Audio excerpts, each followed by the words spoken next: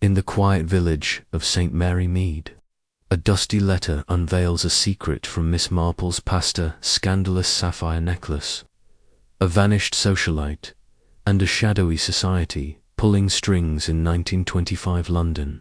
Who was Evelyn Marple, really? Why did she hide the cursed star of Mysore? As Jane Marple unravels her aunt's cryptic trail from London to Paris, she's stalked by danger, betrayed by allies, and drawn into a web of greed and power. Can this unassuming spinster outwit a modern villain to bury the past forever? Will the Order of the Saffron Veil claim its deadly prize? Dive into a mystery where every clue sparks a question, and the truth lies in a hidden legacy. Chapter 1. The Letter in the Attic. The morning sun slipped through the laced curtains of Miss Jane Marple's cottage in St. Mary Mead, casting delicate shadows across the parlour. The air smelled faintly of lavender and old books, a comforting blend that had settled into the walls of her home over decades. At 72, Miss Marple moved with a quiet grace, her silver hair pinned neatly beneath a modest hat, her eyes sharp as ever behind wire-rimmed spectacles. She was not one for idleness, and today, prompted by a restless urge to tidy, she found herself climbing the narrow stairs to the attic, a place she hadn't ventured in years. The attic was a museum of forgotten things, a cracked porcelain teapot, a moth-eaten shawl, and stacks of yellowed letters tied with faded ribbon. Dust motes danced in the slanted light from a single round window, and the floorboards creaked under her sensible shoes. Miss Marple's fingers brushed against a mahogany trunk, its brass clasps tarnished but sturdy. It had belonged to her aunt, Evelyn Marple, a woman whose name was rarely spoken in the family, shrouded in whispers of youthful indiscretions. Curiosity, that old familiar spark, flickered in Miss Marple's chest. She knelt, ignoring the faint protest in her knees, and opened the trunk. Inside lay a jumble of relics, a silk fan with painted roses, a pair of kid gloves, and a velvet-lined jewelry box, empty save for a single pearl earring. But beneath the folded quilt, her fingers grazed an envelope, thick and creamy, sealed with a wax crest she didn't recognize, stylized saffron flower encircled by thorns. The address, written in elegant, looping script, read, Miss Evelyn Marple, 12 Willow Lane, St. Mary Mead, 1925. The date was a jolt 45 years ago, when Evelyn was barely 20, long before she vanished from family law. Miss Marple sat, back on her heels, the envelope cool in her hands. She hesitated, aware that some secrets were best left undisturbed. But the wax seal seemed to pulse with invitation, and her curiosity won. With a delicate flick of her knitting needle, she broke the seal. The letter inside was written on heavy paper, the ink faded but legible. My dearest Evelyn, the matter of the Star of Mysore cannot be ignored. The Order grows impatient, and the gala at Harrow House is our last chance. You know what's at stake. Meet me at midnight, beneath the chandelier. Trust no one, not even those closest to you. The sapphire must not fall into their hands. Yours. In secrecy, VLTHE words sent a shiver through her. The Star of Mysore, she'd heard of it, a legendary sapphire necklace tied to scandal and tragedy, though she'd thought it mere village gossip. And who was VL, the Order? Her aunt's involvement in something so clandestine seemed unthinkable. Evelyn had been described as a quiet, bookish girl, fond of puzzles and poetry, not the sort to tangle with mysterious societies or stolen jewels. Tucked inside the letter was a photograph, its edges scalloped and brittle. It showed a young Evelyn, radiant in a beaded gown, her dark hair swept up, standing beside a tall man with sharp cheekbones and a guarded smile. They were at a grand ball, chandeliers glittering behind them, the air alive with opulence. Evelyn's eyes held a spark of defiance, as if she knew something the camera couldn't capture. The man's hand rested lightly on her arm, a gesture both protective and possessive. On the back, in the same elegant script as the letter, was written, Harrow House, May 1905. Miss Marple's heart quickened. Harrow House, she knew the name. A London mansion, home to Lady Beatrice Harrow, a socialite whose disappearance had fueled society pages for months. The necklace, the scandal, Evelyn's secrecy was a puzzle, and Miss Marple loved puzzles. She tucked the letter and photograph into her cardigan pocket, her mind already spinning threads of possibility. Downstairs, the kettle's whistle broke her reverie. She descended to the parlour, where her nephew Raymond West was sprawled in an armchair, his latest manuscript scattered across the table. At 35, Raymond was a writer of moderate success, his novels full of brooding detectives and improbable plots. He looked up, his dark eyes narrowing at the dust smudging her skirt.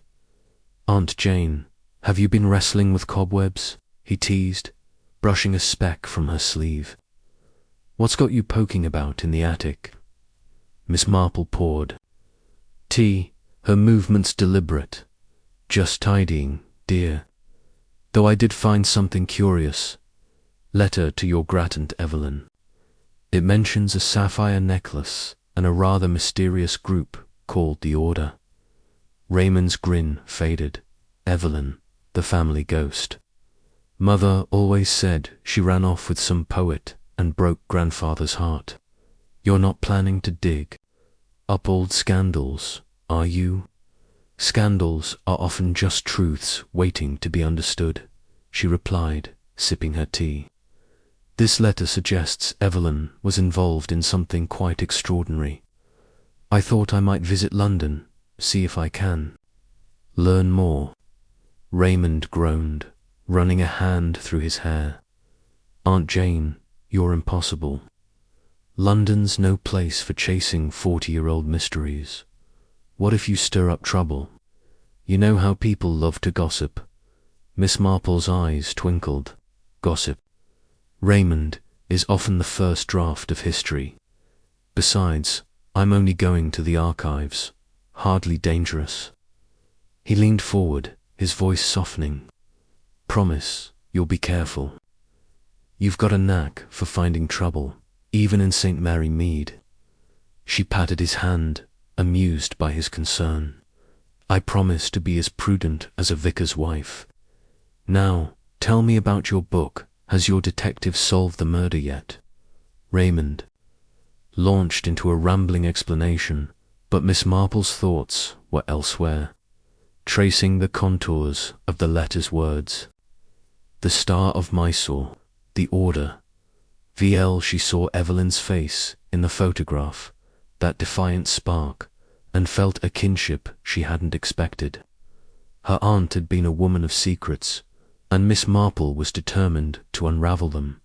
The next morning, she packed a small valise, her best hat, a notebook, and the letter carefully wrapped in tissue.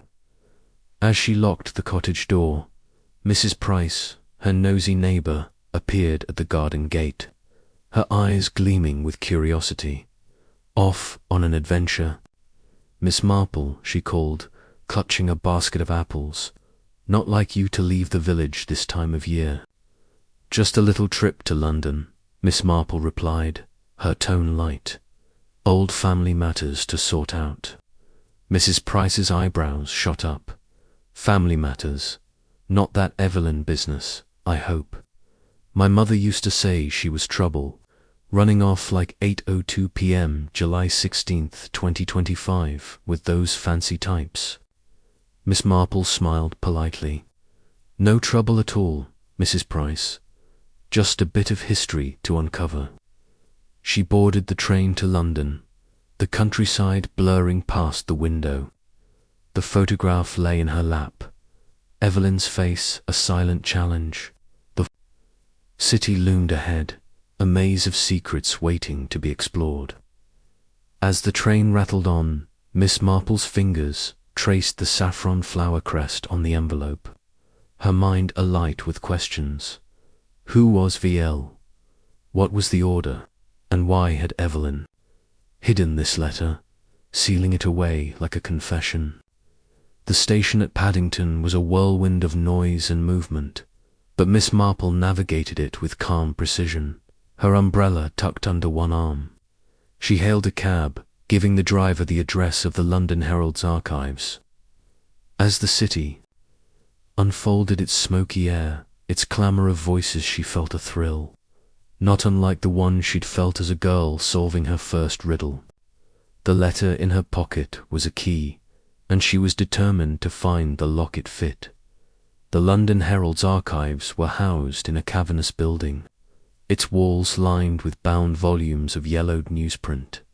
Mr. Grayson, the librarian, was a thin man with a perpetually distracted air, his glasses slipping down his nose as he led her to a reading room. She requested articles from May 1925, her fingers tapping impatiently as he retrieved them. The pages crackled as she turned them, revealing a headline: Lady Beatrice Harrow vanishes after gala, sapphire necklace missing.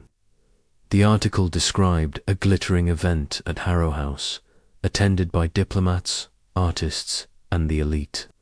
Lady Beatrice, radiant in the star of Mysore, had been seen arguing with a man, Victor Langston, a diplomat with a tarnished reputation. Rumours swirled of a secret society, the Order of the Saffron Veil, pulling strings behind the scenes. Miss Marple's pulse quickened. Victor Langston VL. The photograph's inscription matched the date, the place.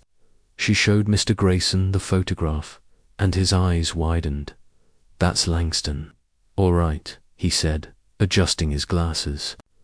Disgraced after the Harrow scandal. Fled to Paris, they say. Never came back. Do you know where he lived in London? She asked, her voice steady despite her excitement. Grayson scribbled an address on a slip of paper: 17 Primrose Lane, a quiet street in Bloomsbury. It's probably changed hands by now, he warned. But that's where he was in 25. She thanked him, folding the paper into her pocket. As she stepped outside, the city's pulse seemed to quicken, its shadows lengthening. A man in a grey coat lingered across the street, his face half hidden by a newspaper. He didn't move as she passed, but she felt his eyes on her, a prickling certainty that she was being watched. Miss Marple hailed another cab, her destination clear. Primrose Lane awaited, and with it, the next piece of Evelyn's puzzle.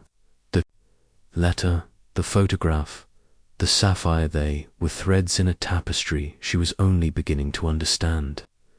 As the cab rolled through London's crowded streets, she smiled faintly. The game was afoot, and Miss Jane Marple was ready to play. Chapter 2. The train to London rattled along. Its rhythmic clatter a soothing counterpoint to the whirl of thoughts in Miss Jane Marple's mind. She sat by the window, her gloved hands folded neatly over her black handbag, her eyes tracing the blurred green of the countryside. The letter, that cryptic missive found in her attic, lay tucked inside her bag, its weight far heavier than its thin paper should allow. Addressed to her late aunt Evelyn Marple and dated 1925. It hinted at a scandal, missing sapphire necklace, a secret society, and a world far removed from the quiet lanes of St. Mary Mead. The photograph, too, pressed against the letter, showed Evelyn, radiant in a gown of shimmering silk, standing beside a man whose sharp features and intense gaze suggested secrets of his own. Miss Marple's curiosity, that keen, unyielding instinct, had been ignited. Despite her nephew Raymond's protests, Aunt Jane, you're chasing shadows. She was determined to uncover the truth. The train lurched slightly as it approached Paddington Station, and Miss Marple adjusted her hat, a modest affair adorned with a single velvet rose. London was a different beast from St. Mary Mead, its pulse quick and chaotic, its streets a tangle of ambition and intrigue. She stepped onto the platform, the air thick with coal dust and the shouts of porters. A young man in a flat cap offered to carry her small suitcase, but she declined with a polite smile, her eyes already scanning the crowd. Something about the letter felt urgent, as if its secrets had been waiting decades to be unearthed. She hailed a taxi, her destination clear: the archives of the London Herald, a newspaper known for its meticulous records of high society's triumphs and scandals. The Herald's offices were housed in a grand soot-streaked building on Fleet Street, its facade a testament to the city's enduring love of pomp. Inside, the air smelled of ink and old paper, and the hum of typewriters filled the space. Miss Marple approached the front desk, where a clerk with wire-rimmed spectacles and a harried expression glanced up from a ledger. "Good morning," she said, her voice soft but firm. "I'd like to access the archives, specifically articles from 1925. I'm researching a society event, a gala, I believe."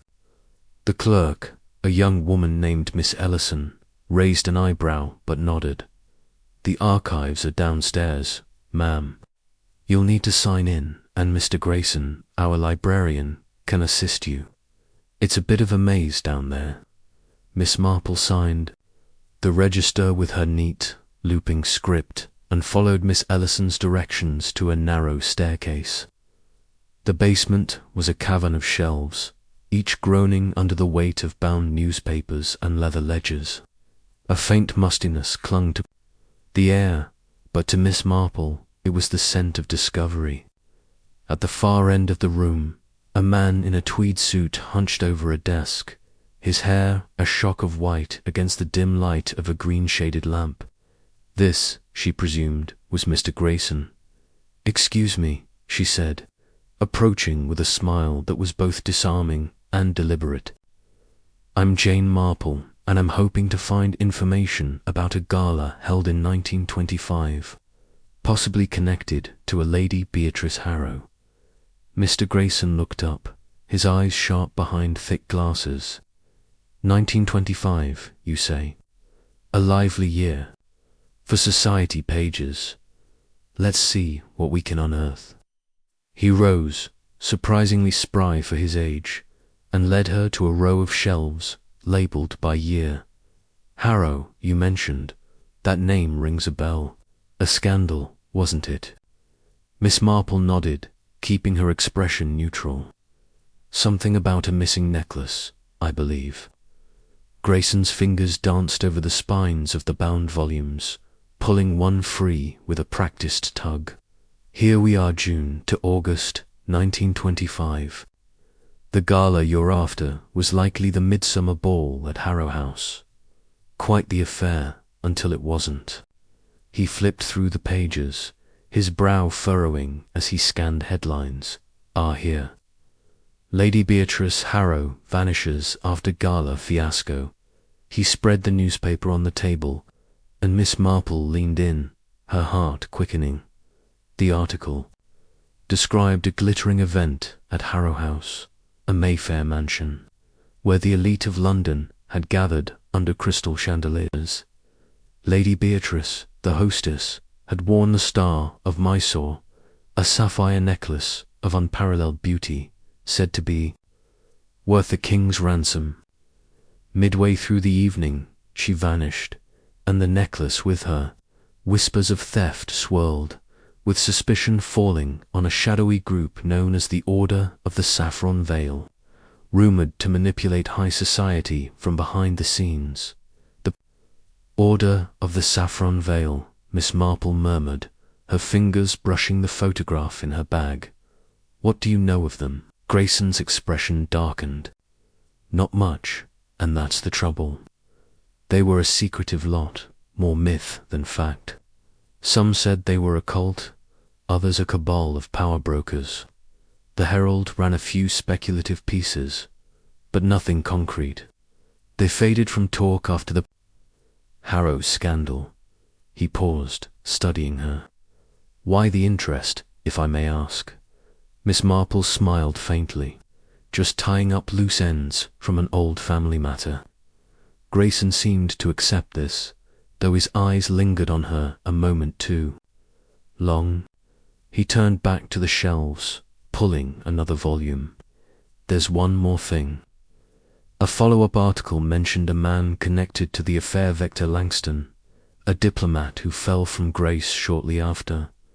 Does that name mean anything to you?" Her pulse quickened, but she kept her voice steady.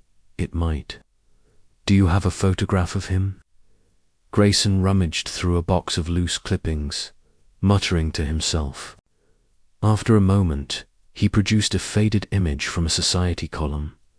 "Here he is, at the midsummer ball. Handsome devil, wasn't he?" Miss Marple's breath caught. The man in the clipping was unmistakably the one from her aunt's photograph door, with a sharp jaw and eyes that seemed to pierce the camera. Victor Langston. The connection was no coincidence. "May I keep this?" she asked. Grayson hesitated, then nodded. "It's just a clipping. But be careful, Miss Marple. Digging into old scandals can stir up trouble." She thanked him and tucked the clipping into her bag, her mind racing.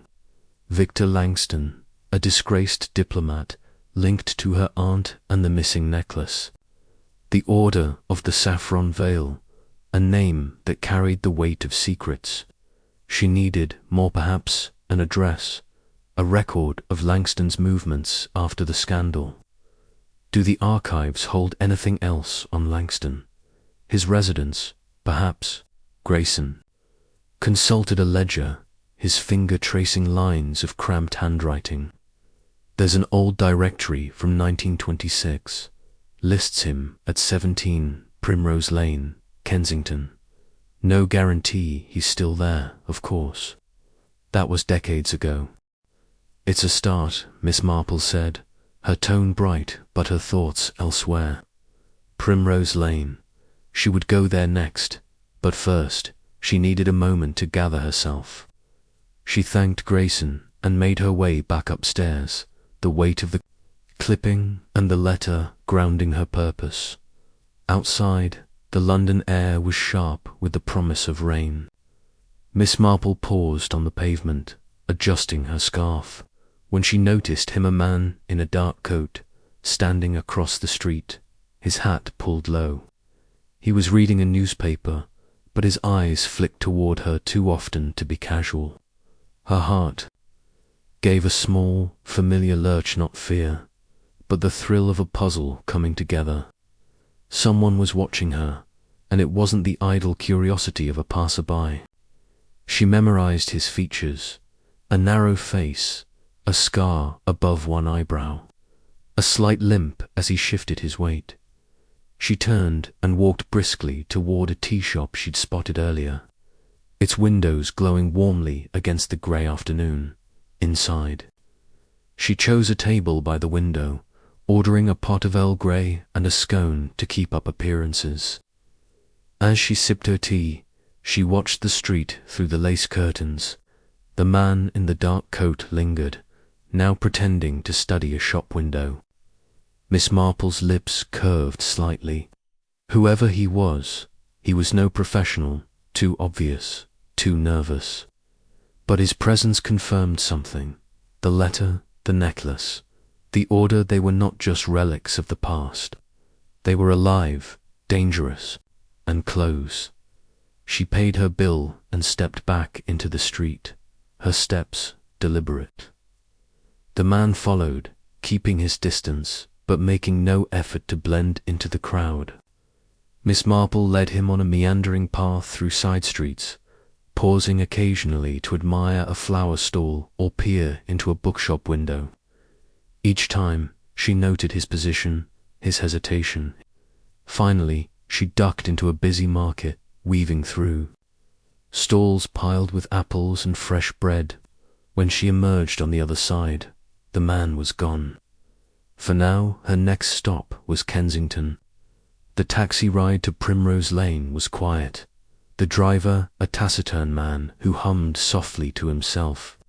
Miss Marple. Thoughts churned. Victor Langston's connection to her aunt was no longer a guess, was a thread, and she would pull it until the whole tapestry unravelled.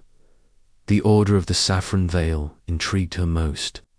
A secret society, manipulating events from the shadows, tied to a necklace that had vanished with a woman. And Evelyn Marple, her quiet, unassuming aunt, caught in the middle. What had she known? What had she done? Primrose Lane was a narrow street lined with Georgian townhouses, their elegance faded by time and neglect. Number 17 stood at the far end, its paint peeling, its windows dark. Miss Marple paid the driver and approached the door, her heart steady but her senses sharp. She knocked, the sound echoing in the stillness. No answer. She knocked again, then tried the bell, its chime faint and rusty. Just as she turned to leave, the door creaked open, revealing a woman in a faded house dress, her grey hair pinned tightly. Back, yes, the woman said, her voice wary. What do you want? Miss Marple smiled, her demeanour soft but purposeful. Good afternoon, I'm Jane Marple, and I'm looking for information about a former resident, Victor Langston. I believe he lived here in the 1920s. The woman's eyes narrowed. Langston, that's a name I haven't heard in years. Who are you to be asking? I'm researching a family matter, Miss Marple said smoothly. Victor may have known. My aunt, Evelyn Marple. I found a photograph of them together, and I'm trying to understand their connection. The woman hesitated, then stepped aside. You'd better come in. I'm Clara Thorne, Victor's sister. But don't expect me to welcome you with open arms. That name brings nothing but trouble. Inside, the house was dim, its furniture draped in dust sheets. Clara led her to a parlour where a single lamp cast long shadows. Victor's been gone for decades, she said, sinking into a chair. Fled to Paris after that wretched gala. The papers called him a thief, but he swore he was innocent. Miss Marple sat opposite, her hands folded. The gala at Harrow House. The one with the missing necklace. Clara's lips tightened. You know about that, do you? Yes, the star of my soul. They said Victor stole it, but he didn't. He was caught up with that lot, the Order of the Saffron Veil. Dangerous people. He said they wanted the necklace for some ritual nonsense. Victor was no saint, but he wasn't a thief. Did he ever mention my aunt, Evelyn Marple? Miss Marple asked, producing the photograph. Clara studied it, her expression softening. Evelyn, yes, I remember her. She was kind to Victor, kinder than he deserved. They met at one of those society balls. She was clever, always puzzling out things others missed. Victor said she helped him decode something once, a message, I think. But after the scandal, he never spoke of her again. Miss Marple's pulse quickened. Do you have anything of his? Papers, perhaps. Something that might shed light on their connection. Clara hesitated, then rose. Wait here. She returned with a small wooden box, its lid carved with a faint floral pattern. This was his. I haven't opened it in years. If there's anything left of Victor's secrets, it's here. Miss Marple opened the box, revealing a slim journal bound in cracked leather. Its pages were filled with Victor's cramped handwriting, much of it in code. One entry caught her eye, decipherable only because of her knack for patterns. Meeting with EM at the Rose and Crown, midnight. She knows the Vale's plan. EM Evelyn, Marple. The Rose and Crown was a pub, likely. In London, another thread to pull. Thank you, Mrs. Thorne, Miss Marple said, closing the journal. This is more helpful than you know. Clara's eyes were wary. Be careful, Miss Marple. The past has a way of biting back. As Miss Marple left the house, the journal tucked safely in her bag, she noticed the street was too quiet. Birds, no passers-by. Then she saw her bicycle, propped against a lamp-post where she'd left it, its front tire slashed. A deliberate act, not vandalism. The man in the dark coat, perhaps, or someone else tied to the order. She straightened, her resolve hardening. The trail led to Paris now, to Victor's last days and Evelyn's secrets. Danger was close, but so was the truth. She walked to the nearest bus stop, her steps brisk, her mind alive with possibilities. The journal, the necklace, the order, they were pieces of a puzzle, and Miss Marple was determined to fit them together. As the bus rumbled toward the station, she glanced out the window, half expecting to see the man in the dark coat. He wasn't there, but the prickle at the back of her neck told her he wasn't far. The game was afoot, and she was ready to play it. Chapter 3. The House on Primrose Lane. The train from London to the outskirts of the city rattled gently. Its rhythm a soothing counterpoint to the restless curiosity stirring in Miss Jane Marple's heart. She sat by the window, her gloved hands folded neatly in her lap, her sharp eyes tracing the blur of hedgerows and rooftops beyond the glass. The photograph of her Aunt Evelyn with the mysterious Victor Langston lay tucked inside her handbag, alongside the cryptic letter that had set this journey in motion. The London Herald's archives had confirmed Victor's identity, a disgraced diplomat with ties to a shadowy group called the Order of the Saffron Veiland now.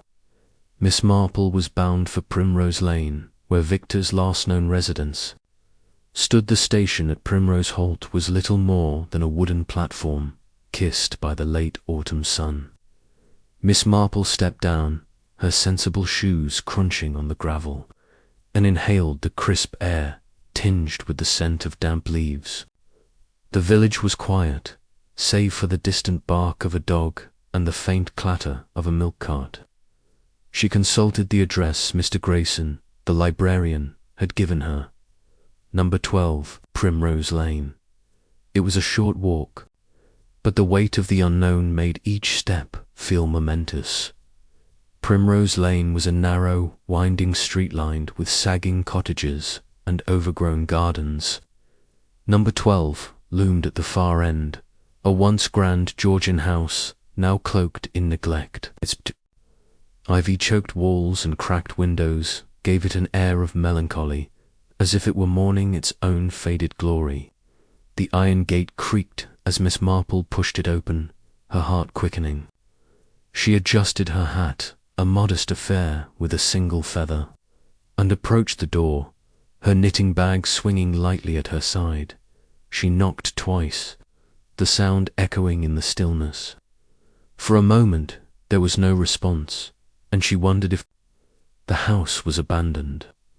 Then a faint shuffle came from within, followed by the slow scrape of a bolt being drawn back. The door opened to reveal a woman, perhaps in her late 60s, with a stern face framed by iron-grey hair pulled into a tight bun. Her eyes, sharp and wary, studied Miss Marple with undisguised suspicion. "Yes," the woman said, her voice low and clipped. "What do you want?" Miss Marple offered a polite smile, undeterred by the chilly reception. "Good afternoon. My name is Jane Marple, and I'm inquiring about a former resident of this house, Mr. Victor Langston. I believe he lived here some years ago." The woman's expression hardened, her lips pressing into a thin line. "Victor's been gone for decades. I'm his sister, Clara Thorne. This is my home now. What's your business with him?" Miss Marple hesitated, choosing her words with care. "I'm researching a family matter that may involve Mr. Langston. I found a letter suggesting he was acquainted with my aunt, Evelyn Marple, in the 1920s. I'd be most grateful if you could share anything you know about him, or his time here." Eyes flickered with something recognition, perhaps, or unease. She stepped back, her hand lingering on the doorframe. "You'd better come in, then. But don't expect much. I don't like dredging up the past." The interior of the house was as forlorn as its exterior. The air was heavy with the musty smell of old books and damp plaster. Clara led Miss Marple into a dimly lit parlour, where a single lamp cast long shadows across faded wallpaper. A fire smouldered in the grate, doing little to warm the room. Clara gestured to a threadbare armchair, and Miss Marple sat, her posture straight but relaxed, her eyes taking in every detail. The chipped teacup on the side table, the stack of yellowed letters tied with twine, the portrait of a stern-faced man above the mantel. Victor, perhaps. Clara settled into her backed chair, her hands clasped tightly in her lap. "Victor was a fool," she began, her voice bitter. "Always chasing grand dreams, diplomacy, high society, secret clubs. He thought he could outsmart everyone. But he got tangled up in a scandal over some stolen jewels, and it ruined him. He fled to Paris in 26, and I haven't seen him since. Good riddance, if you ask me." Miss Marple nodded sympathetically, though her mind was racing. "Sorry to hear that. The letter I found mentioned a sapphire necklace and a group called the Order of the Saffron Veil. Did Victor ever speak of them?" Clara's hands tightened, her knuckles whitening. "You're digging into dangerous things, Miss Marple. The Order was real, all right, a bunch of self-important types playing at power games. Victor was obsessed with them for a time, always, whispering about their rituals and their so-called treasures. But he never told me details, and I didn't want to know. After he left, I burned most of his papers. Didn't want his troubles following me." Miss Marple's heart sank at the thought of lost evidence, but she kept her expression neutral. "That's understandable. Did he leave anything behind, letters perhaps, or a journal? Anything that might mention my aunt?" Clara's eyes narrowed, as if weighing whether to trust her visitor. After a long pause, she rose stiffly and crossed to a heavy oak desk in the corner. "There's one thing," she said, her voice barely above a whisper. "I never could bring myself to destroy it. Wait here." She disappeared into a side room, and Miss Marple took the opportunity to study the parlour more closely. The portrait above the mantel was indeed Victor Langston. His sharp features and piercing gaze were unmistakable, matching the man in the photograph with Evelyn. But there was something else, a faint outline on the wall beside the desk, as if a picture frame had once hung there and been removed. Her fingers itched to investigate, but Clara's footsteps announced her return. Clara held a small, leather-bound book, its edges worn and stained. "This was Victor's," she said, handing it to Miss Marple. "A journal of sorts, but it's mostly nonsense codes and scribbles. I couldn't make head or tail of it. Maybe you'll have better luck." Miss Marple opened the journal, her heart quickening as she recognized the tight, precise handwriting from the letter in her attic. The pages were filled with cryptic symbols and fragmented sentences, but one entry caught her eye. "Meeting with E.M. the 3rd of November, 1925. Saffron veil demands loyalty. Necklace is key. Evelyn Marple. The date aligned with the letter, and the mention of the necklace sent a thrill through her. She closed the journal, slipping it into her handbag with a nod of gratitude. Thank you, Mrs. Thorne. This could be very helpful. May I ask one more thing? Did Victor ever mention a woman named Evelyn Marple? Clara's face darkened, not by name, but he did talk about a governess he met at some fancy ball, a clever woman who could unravel any puzzle. Sounded like he was half in love with her, the fool. If that was your aunt, she probably got him into more trouble than he was already in. Miss Marple smiled faintly, her mind piecing together fragments of Evelyn's past. A governess with a knack for puzzles, entangled with a secret society. It was a picture she hadn't expected. You've been very kind, Mrs. Thorne. I won't take up more of your time. As she rose to leave, a sharp clatter came from outside, followed by the crunch of gravel. Clara froze, her eyes darting to the window. Stay here, she whispered, moving to peer through the curtains. Miss Marple's pulse quickened, but she remained seated, her hands resting calmly on her knitting bag. Clara returned, her face pale. Just a delivery boy, dropping off my groceries. But you'd best go, Miss Marple. People around here don't take kindly to strangers asking questions. Miss Marple nodded, sensing there was more Clara wasn't saying. She stepped outside, the chill of the autumn air biting through her coat. As she walked down the path, she glanced back at the house, catching a glimpse of Clara watching from the window, her expression unreadable. The gate creaked shut behind her, and she made her way to the lane, where her bicycle waited. But something was wrong. The front tire was flat, a jagged slash cutting through the rubber. Miss Marple's eyes narrowed as she scanned the street. The lane was empty, but the hairs on the back of her neck prickled. Someone had been here, someone who didn't want her poking into Victor Langston's past. She knelt to inspect the damage, her mind racing. The slash was deliberate, made with a sharp blade. Whoever did it had been close, perhaps watching from the shadows of the overgrown hedges. She straightened, her resolve hardening. The journal in her handbag was a treasure trove of clues, and the slashed tire was proof she was on the right track. She would have to walk back to the station, but that gave her time to think. The coded entry mentioning EM and the necklace was a puzzle she could solve, and Paris, where Victor had fled, was the next logical step.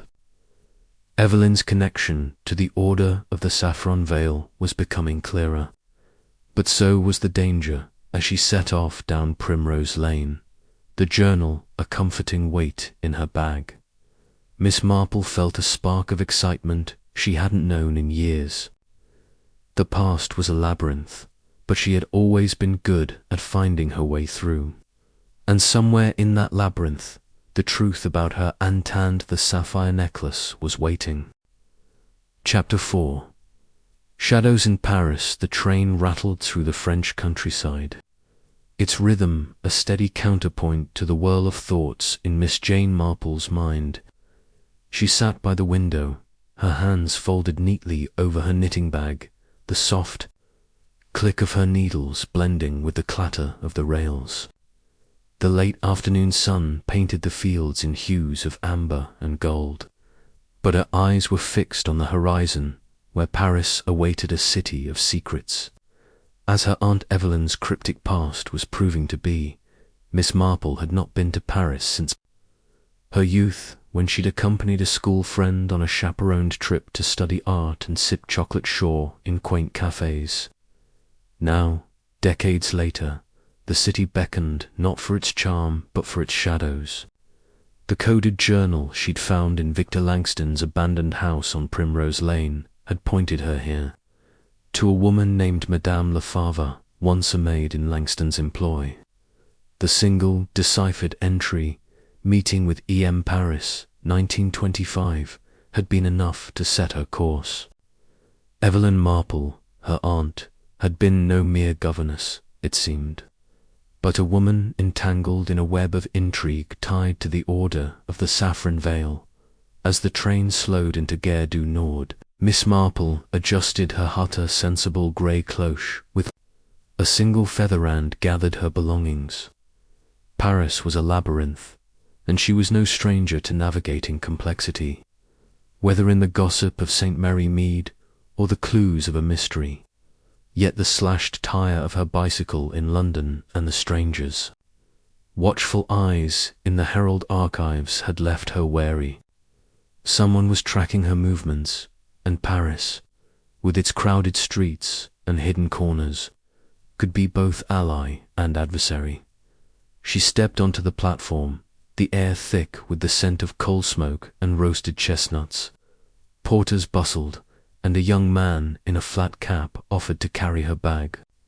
She declined with a polite smile, clutching her knitting bag closer. It contained not only her needles and wool, but also Victor's journal. Its pages a puzzle she was determined to solve. Her destination was a modest pension in Montmartre, recommended by a friend of Raymond's who swore by its discretion and proximity to the city's heart. The cab ride took her through streets alive with cauliflower stalls bursting with roses, vendors hawking fresh baguettes, and artists sketching beneath the shadow of Psyche. Yet Miss Marple's attention was drawn to the reflections. In shop windows, searching for a face that lingered too long, or a figure that matched her pace. The pension, a narrow building with ivy clinging to its facade, was run by a wiry woman named Madame Dubois.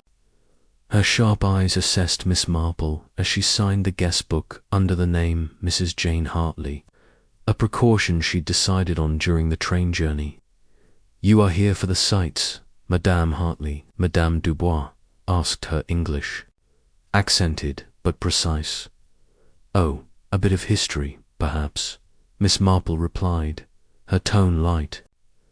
"I'm tracing an old family friend's footsteps. Paris has such stories, doesn't it?" Madame Dubois's smile was thin. "Stories, yes, and secrets. Be careful where you step, Madame." The warning, however veiled, was not lost on Miss Marple. She settled into her small room, its walls adorned with faded floral wallpaper, and opened Victor's journal. The coded entries were a cipher she'd only begun to crack, but the mention of E.M. and Paris suggested Madame Lefebvre held a key. The maid's last known address, gleaned from a dusty record in London, was a narrow street near the Seine. Miss Marple resolved to visit her the next morning, but first she needed to understand the city's pulse. That evening she dined at a nearby bistro, choosing a table by the window to observe the street. The meal was simple coq au vin and a glass of red wine, but the atmosphere was rich with Parisian life. A street musician played an accordion, his melody weaving through the chatter of couples and the clink of glasses. Miss Marple's eyes, however, were drawn to a man in a dark overcoat across the street, reading a newspaper with an intensity that suggested he wasn't reading at all. His hat was tilted low, obscuring his face, but his posture was too deliberate to still. She made a mental note of his grey scarf and the way he tapped his foot, as if impatient for something or someone. The next morning, Paris awoke under a veil of mist. Miss Marple donned a navy coat and her most unassuming hat, blending into the crowd as she made her way to the address on Rue des Ombres. The street was a narrow ribbon of cobblestones, flanked by tall buildings with Rottian balconies. Number 17 was a weathered townhouse, its shutters closed like eyes guarding a secret. She knocked, her heart quickening as footsteps approached. The door creaked open to reveal a woman in her late 60s, her silver hair pulled into a tight bun. Her face was lined but sharp, with eyes that flickered with recognition and then caution. "Oui, what do you want?" she asked in French, her tone brusque. "Madame Lefebvre," Miss Marple said, switching to French with the ease of her schoolgirl. "Lessons. I'm Jane Hartley, a friend of Victor Langston's family. I hoped to speak with you about him, and perhaps someone named Evelyn Marple." The name Evelyn Marple made Madame Lefebvre's hand tighten on the doorframe. She glanced up and down the street before stepping aside. "Come in, quickly. This is no place for such talk." The parlour was dim, its air heavy with the scent of lavender and old wood. A single lamp cast shadows across shelves lined with porcelain figurines and yellowed books. Madame Lefebvre motioned for Miss Marple to sit on a threadbare sofa, then, perched on a chair, her hands clasped tightly, "You knew Evelyn Marple." Miss Marple began, keeping her voice gentle but probing. Madame Lefebvre's lips pressed into a thin line. "I worked for Monsieur Langston in 1925, yes." Evelyn was. "A visitor, a governess," they said. "But she was more clever, like you, I think. Always watching, always listening." Miss Marple leaned forward, her knitting bag resting on her lap. "What can you tell me about her?" "I found a journal of Victor's that mentioned a meeting with her here in Paris." The older woman's eyes darted to the window, as if expecting someone to peer through the shutters. Evelyn was no ordinary governess. She came to Victor's house often, always with questions. She spoke of a necklace sapphire, terse magnifique, but dangerous. They called it the Star of Mysore. She said it belonged to a woman who disappeared. "Lady Beatrice Harrow," Miss Marple prompted, recalling the London Herald article. Madame Lefebvre nodded, her fingers twisting a handkerchief. "Oui, but she said it was tied to a group, the Order of the Saffron Veil. They were, how do you say, a secret society, rich, powerful people. Victor was part of it, but he was afraid. He said the Order wanted the necklace for something terrible, something about power." Miss Marple's mind raced. The Order again, its shadows stretching across decades. Did Evelyn know where the necklace was? Madame Lefebvre hesitated, her gaze flickering to a small crucifix on the wall. She said she'd hidden it to keep it from them. She and Victor argued, such arguments. He wanted it for himself, I think, but she was stronger. She left one day and never returned. Victor fled to Paris soon after, disgraced. A sudden knock at the door made them both freeze. Madame Lefebvre's face paled, and she gestured toward a narrow door at the back of the parlour. "Hide," she whispered now. Miss Marple slipped into a cramped closet, its air thick with the musty scent of old coats. Through a crack in the door, she saw Madame Lefebvre open the front door to a man in a grey scarf, the same man from the bistro. His voice was low, insistent. "You've had a visitor, old woman. The Marple woman. Where is she?"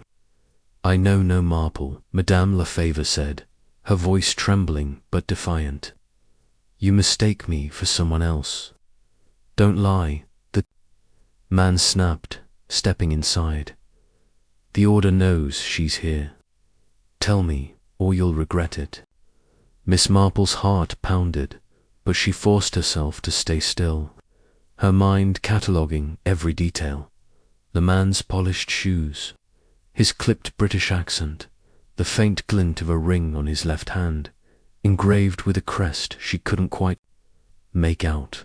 Madame Lefebvre held her ground, her voice rising. "Get out, or I'll scream for the police." The man hesitated, then retreated, slamming the door behind him. Madame Lefebvre locked it and sank into a chair, her hands shaking. Miss Marple emerged from the closet, her expression calm but her mind alert. "You're in danger," Madame Lefebvre said, her voice barely above a whisper. "They're still watching, after all these years, the order they never forget." Miss Marple knelt beside her, her tone soothing. "Thank you for protecting me. Can you tell me anything else about Evelyn or the necklace?" Madame Lefebvre shook her head, tears in her eyes. "Only that Evelyn was brave. She said the necklace was cursed, that it brought death to those who sought it. She wanted it hidden forever. If you're her kin, you must be careful. They'll kill to get it." Miss Marple squeezed her hand gently. "I'll be careful, but I need to know, did Evelyn ever mention a place, a person, where she might have hidden it?" The older woman hesitated, then leaned closer. "She spoke once of a friend in England, a scholar. Hargrove, I think. He knew about gems, about their history. She trusted him." Dr. Hargrove. The name struck a chord, a lead to pursue back in England. Miss Marple stood, her resolve firm. "Thank you, madame. You've been braver than you know." As she prepared to leave, Madame Lefebvre grabbed her arm. "Wait. Take this." She pressed a small brass key into Miss Marple's hand, its surface etched with a tiny saffron-coloured veil. "Evelyn left it with me. She said it opens something important, but I never knew what. Keep it safe." Miss Marple tucked the key into her knitting bag, her fingers brushing against Victor's journal. The weight of it felt heavier now, as if it carried the ghosts of her aunt's choices. She stepped into the street, the mist thicker now, cloaking Paris in a shroud of secrets. The man in the grey scarf was nowhere to be seen, but she felt his presence, a shadow trailing her steps. She took a circuitous route back to the pension, pausing at a flower stall to buy a small bouquet of violets, her eyes scanning the crowd. A young woman in a red beret lingered too long near a lamppost, her gaze flickering toward Miss Marple before she turned away. Another watcher, perhaps. Miss Marple's lips curved into a faint smile. She was no stranger to being underestimated. And Paris, like St. Mary Mead, was a village of sorts full of patterns, if one knew where to look. Back in her room, she locked the door and examined the key under the lamplight. Its delicate engravings suggested craftsmanship, perhaps a lockbox or a hidden compartment. Evelyn's involvement with the order was clearer. Now she'd been a player in their game, not a pawn, hiding the star of Mysore to thwart their plans. But who was the man in the grey scarf, and why did the order still care, decades later? Miss Marple opened her knitting bag and added the key to the journal, wrapping them carefully in a skein of wool. Tomorrow she would book a train to England and find Dr. Hargrove. The mystery was deepening, its threads weaving through time and across borders. As she lay in bed, the distant hum of Paris fading into the night, she thought of Evelyn. Quiet courage, her secrets. "You were quite a woman, Aunt Evelyn," she murmured, a spark of admiration in her eyes. Sleep came slowly, interrupted by the creak of a floorboard outside her door. She sat up, listening, but the sound didn't repeat. Still, she moved her knitting bag beneath her pillow, her fingers brushing the cold brass of the key. Paris had given her answers, but it had also given her enemies. The game, as Evelyn might have called it, was very much afoot. Chapter 5. The sapphires cursed the train from Paris, rattled through the English countryside, its rhythmic clatter a soothing counterpoint to the storm brewing in Miss Jane Marple's mind. The revelations from Madame Lefebvre had left her unsettled her. Aunt Evelyn, a governess with a penchant for puzzles, entangled with a shadowy society and a cursed jewel. It was a tapestry of secrets, each thread more tangled than the last. As the green fields blurred past her window, Miss Marple's fingers toyed with the edge of Victor Langston's coded journal, its cryptic entries now a lifeline to her aunt's hidden past. She had resolved to consult an expert on the sapphire necklace, the Star of Mysore, to unravel its dark history. The train hissed to a stop at Paddington Station, and Miss Marple, with her sensible hat and worn leather satchel, stepped into the bustle of London, her heart alight with purpose. Her destination was a discreet shop tucked away in Hatton Garden, the city's jewellery quarter, where Dr. Percival Hargrove, a gemologist of some renown, kept his cluttered office. The narrow street was alive with the chatter of merchants and the glint of polished stones in shop windows. Miss Marple navigated the crowd with the quiet grace of a woman who had spent decades observing the world's subtleties. A brass bell jingled as she pushed open the door to Hargrove's shop, the air inside thick with the scent of old books and polish. Shelves groaned under the weight of geological tomes, and display cases sparkled with gems that seemed to whisper their own stories. Dr. Hargrove, a wiry man with spectacles perched precariously on his nose, looked up from a loupe and a glittering emerald. His grey hair was a wild halo, and his eyes held the sharp curiosity of a man who lived for the secrets of stones. "Miss Marple, I presume," he said, his voice warm but tinged with the wariness of someone accustomed to dealing with delicate matters. "Your telegram was intriguing. A sapphire necklace, you say? The Star of Mysore." Miss Marple nodded, settling into a creaky chair opposite his desk. "I've come across references to it in some family papers," she said carefully, her tone light but her eyes keen. "It seems to have a rather colourful history. I'd like to know more about its origins and any peculiarities associated with it."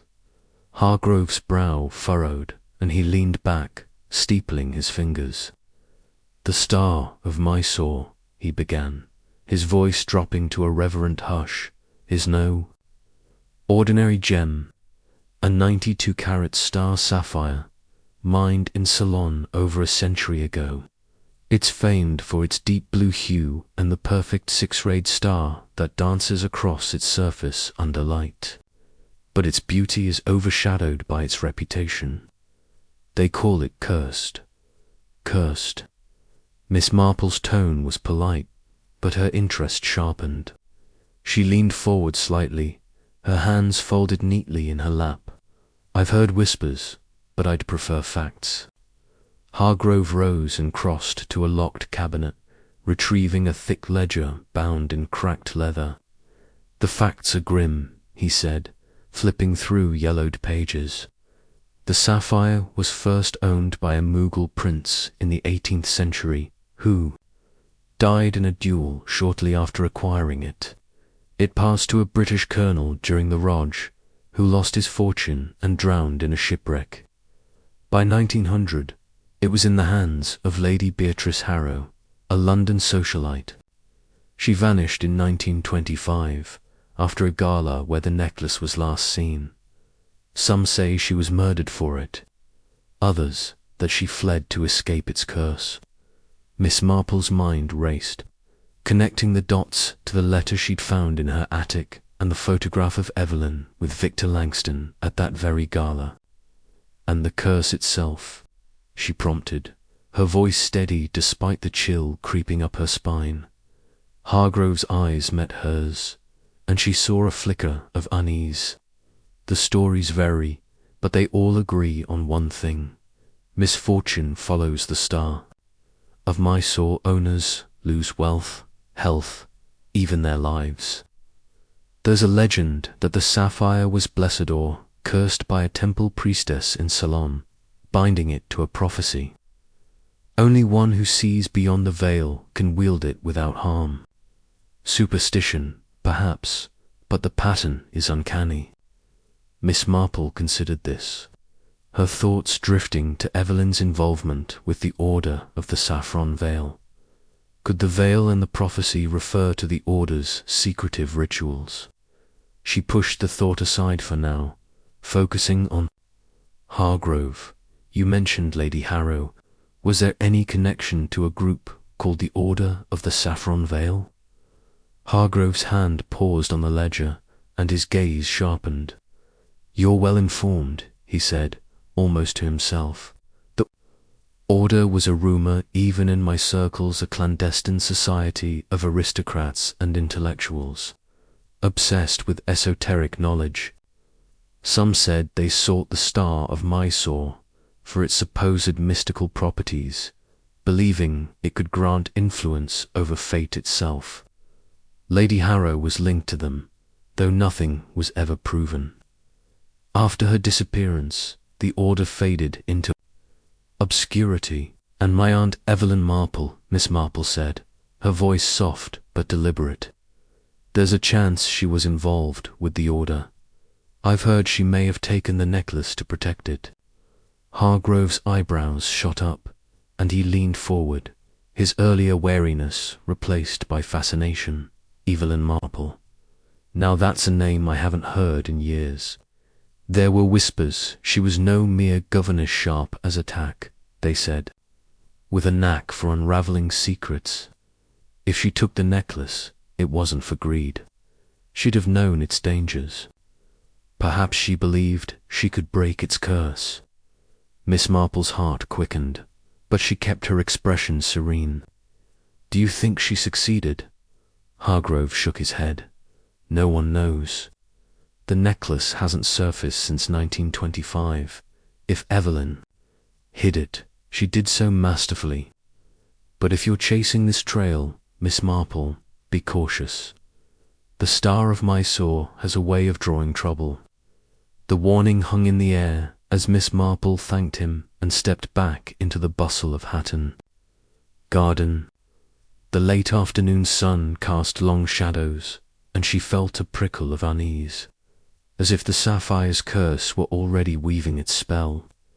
She hailed a taxi to her modest hotel in Bloomsbury, her mind buzzing with new questions.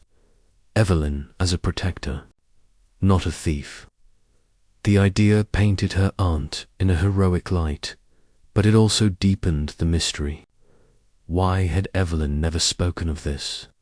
And who was still watching her, as she'd sensed in Paris and London? At the hotel, a quaint establishment called the Rose and Crown, Miss Marple settled into her room, a cosy space with chintz curtains and a creaky bed. She spread Victor's journal and her notes across the small desk, piecing together the puzzle. The Star of Mysore, the Order, Evelyn's betrayal, it was a web of intrigue, and she was at its centre. As dusk fell, she lit a lamp and began decoding another entry from the journal, her nimble fingers tracing the cryptic symbols. The entry mentioned a safeguard hidden in the heart of the city. But before she could ponder its meaning, a sharp crash shattered her thoughts. Her heart leaped as she rose, peering out the window. Below, in the alley beside the hotel, a dustbin lay overturned, its contents strewn across the cobblestones. A shadow moved a man, she thought, though the dim light made it hard to be sure. She stepped back, her pulse quickening, and checked the door's lock. It was secure, but the sense of being watched was now a certainty. She returned to the desk, her resolve hardening. If someone was following her, they knew she was close to the truth. Determined to stay one step ahead, Miss Marple gathered her. Things had moved to the hotel's lounge, a public space where she could think without feeling cornered.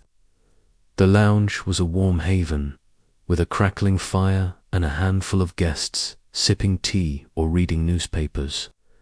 She chose a corner table, ordered a pot of Earl Grey, and opened the journal again, her eyes scanning for clues. An elderly woman at a nearby table, knitting furiously, glanced her way, and Miss Marple noted the woman's keen interest. Was she merely curious, or something more? In St. Mary Mead, Miss Marple had learned to trust her instincts about people, and this woman's gaze felt too deliberate. Ignoring the distraction, Miss Marple focused on the journal. A new entry caught her eye, written in Evelyn's own hand. The star must never fall to them. I've hidden it where only the pure of hearts can find it. The words sent a shiver through her. Evelyn's mission had been one of sacrifice, perhaps even danger. But where was the necklace now, and who were they? The Order, or someone else entirely? Her thoughts were interrupted by a young porter, his face pale as he approached. Miss Marple, I'm terribly sorry, but there's been a disturbance. In your room, someone broke in while you were out. Nothing seemed stolen, but the manager thought you should know. Miss Marple's heart sank, though she kept her composure. Thank you, young man, she said, her voice calm. I'll have a look. She followed him upstairs, her mind racing. The room was in disarray, drawers yanked open, cushions slashed, her satchel appended. Yet the journal, which she'd kept on her person, was safe. The intruder had been thorough, but careless, leaving no clue to their identity. She straightened the room as best she could, her thoughts turning to the shadow in the alley and the knitting woman's stare. Someone was desperate to stop her, but why? As she returned to the lounge, Miss Marple made a decision. She would not be intimidated. The star of Mysore's curse was real, not in some mystical sense, but in the greed and fear it inspired. Evelyn had risked everything to keep it from the wrong hands, and Miss Marple would honour that legacy. She penned a quick note to Inspector Craddock, her old friend at Scotland Yard, requesting discreet inquiries into the Order's modern activities. If the sapphire was still out there, she would find it and uncover the truth about her aunt's courage. The chapter closed with Miss Marple sipping her tea, her eyes scanning the lounge. The knitting woman was gone, but the sense of being watched lingered. The star of Mysore's shadow loomed large, its curse a tangible weight. Yet Miss Marple felt a quiet thrill, the kind that came from unravelling a knot no one else could see. Evelyn's heroism had lit a path, and Miss Marple would follow it, come what may. Chapter 6. The Orders, and Belay. Morning mist clung to the cobblestones of St. Mary Mead as Miss Jane Marple sat at her kitchen table, a steaming cup of Darjeeling tea in hand. Before her lay Victor Langston's journal, its brittle pages open to a sketch that had seized her attention, a flowing saffron veil adorned with a peculiar crescent circle bisected by a crescent moon, its edges spiked with tiny stars. The drawing, rendered in faded ink, seemed to pulse with secrets. She traced the lines with a delicate finger, her mind alight with the thrill of discovery. The journal's earlier entries had pointed her to Bath, a city steeped in history and whispers of hidden societies. Today, she would follow that thread. Miss Marple packed a small valise with essentials: her notebook, a thermos of tea, and a knitted shawl for the autumn chill. The train to Bath was a rhythmic clatter, its windows framing patchwork fields and distant hills. She sat by the window, her eyes sharp despite the gentle sway of the carriage, noting the faces of fellow passengers. A young man in a tweed cap read a newspaper too intently, his glances darting toward her. She made a mental note but dismissed it for now. Suspicion, she knew, must be tempered with evidence. Bath greeted her with its golden stone facades glowing under a weak sun. The city felt like a living museum, its Roman baths and Georgian crescents whispering of centuries past. Miss Marple navigated the bustling streets, her map leading her to an address: Professor Lyle. A local historian recommended by a London colleague had provided. His office was tucked in a narrow lane near the Abbey, a cramped space overflowing with books and yellowed maps. Lyle, a wiry man with spectacles perched precariously on his nose, greeted her with a mix of curiosity and skepticism. "Miss Marple, is it?" he said, peering over his glasses. "You're the one chasing ghosts from the 20s, then? That crest you described, it's no small matter." She produced the journal, opening it to the sketch. Lyle's eyes widened, his fingers trembling as he adjusted his spectacles. "The Order of the Saffron Veil," he murmured. "I'd hoped never to see this again." "Tell me everything," Miss Marple said, her voice calm but insistent. Settling into a chair that creaked under her slight frame, Lyle leaned back, his gaze distant. The Order was a secret society, active in the early 20th century. Not your typical gentleman's club, oh no. They were obsessed with power, not just social, but esoteric. Rumors swirled, they dabbled in rituals, seeking artifacts like that sapphire necklace you mentioned. The crest you've drawn here marked their meeting places. Most were in London, but one was here, in Bath, a manor called Haverford House, abandoned since the 30s. Miss Marple's pulse quickened. "Where is this manor?" "On the outskirts, near the river," Lyle said, scribbling an address. "But be cautious. The Order didn't take kindly to snoopers, and their shadow lingers." She thanked him, tucking the address into her handbag. Outside, the air had grown colder, the sky bruised with clouds. Haverford House was a miles' walk, and Miss Marple, ever practical, hired a bicycle from a nearby shop. The ride took her past elegant terraces and into a quieter, wilder part of Bath, where the road narrowed and trees arched overhead. The manor loomed at the end of a gravel drive, its stone walls choked with ivy, windows dark like unseeing eyes. The gate bore the crest from the journal, carved deep into the iron, its spikes glinting faintly. She dismounted, her heart thudding, not from exertion but anticipation. The gate was unlocked, creaking as she pushed it open. The grounds were overgrown, rose bushes turned feral, their thorns snagging her shawl. The front door, warped by time, yielded to a firm push, revealing a foyer thick with dust. Her footsteps echoed on cracked marble as she moved deeper, her senses alert. The air smelled of mildew and something sharper, wax perhaps, or old incense. In the library, shelves sagged under mouldering books. A portrait hung crookedly, depicting a stern woman in a saffron gown, her eyes seeming to follow Miss Marple.